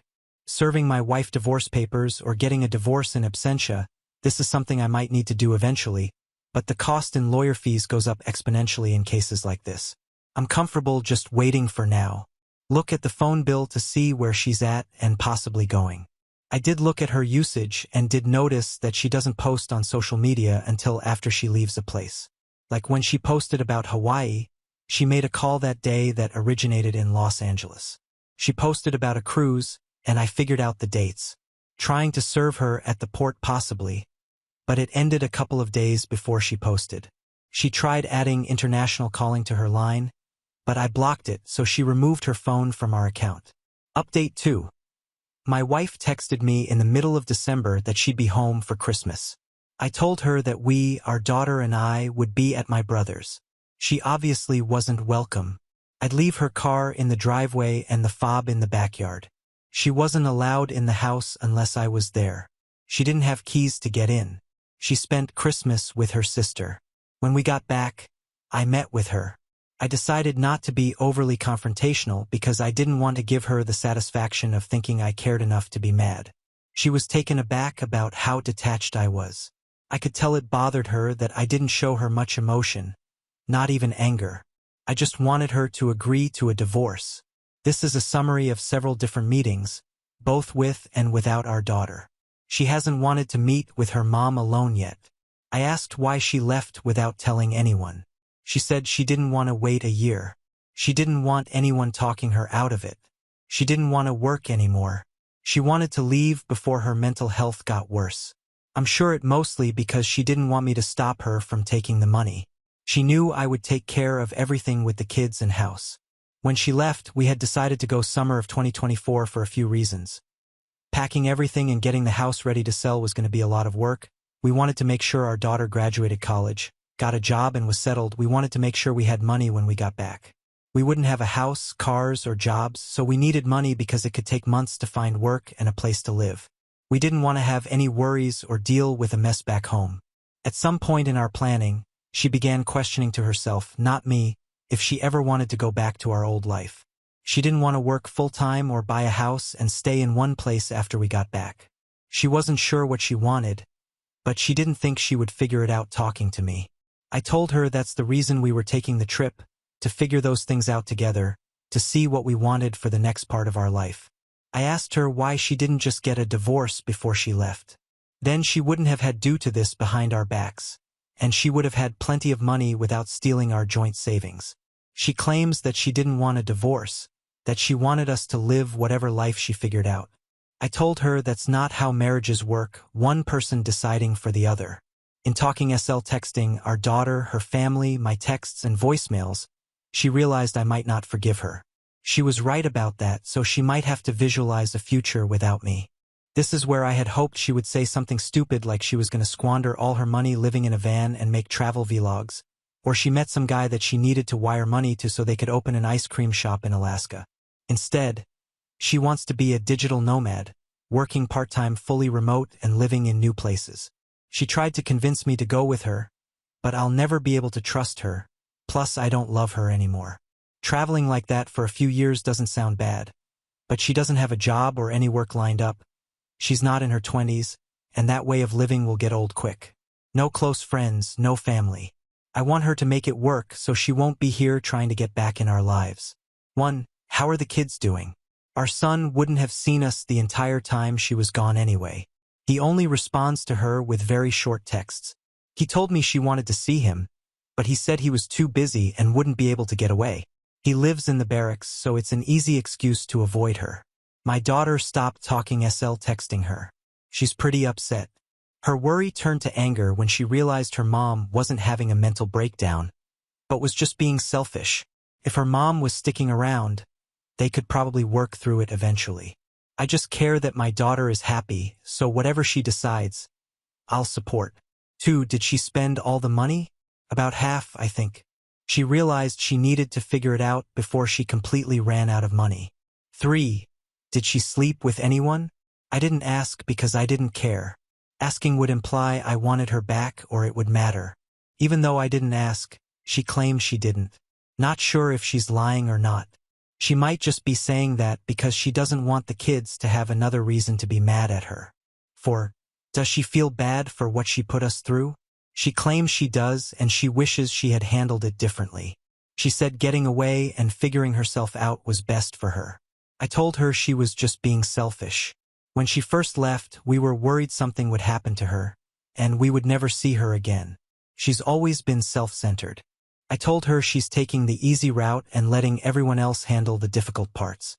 If she gets sick, kids will take care of her, goes broke, live with family, abandon everyone, they'll forgive her. She thinks her siblings and our children will let her live with them like we let her mom live with us. I'm sure when she visualizes her future, she sees our kids there. They might not be, and definitely not in the same way they were before. Despite how it might sound, I'm actually really happy with how it all turned out. Our divorce is far from final, but we've agreed on the big things. We'll sell the house, how to split the retirement and profit from the house, how to pay back the money she took, and what I spent maintaining the household. I got most of what I wanted from the settlement, and she'll soon be mostly out of my life. I won't have to pay alimony, and because she's choosing to make significantly less money than she was, I won't be forced to support her. That would have been a kick to the teeth. She isn't my responsibility anymore, and I won't have to care for her if she does get sick or goes broke. I figured I'd start dating again. I didn't realize a 50-year-old man with children out of the house, a good job, and in decent shape would be a catch. I'm not fighting women off with a stick, but I've had a lot more interest than I expected. It's been kind of nice meeting new women. I've worked out the numbers, and I'll be doing pretty well after everything is settled, and I only have to support myself. Not where I wanted to be, 50, getting divorced and using Reddit as free therapy sessions, but I'm happier now than I've been in a while. I'm even planning a little vacation of my own. We have reached the end. If you enjoyed this video, please be sure to like and subscribe to the channel for more videos like this, and give us your thoughts about the stories in the comments section. Thank you and see you in the next video.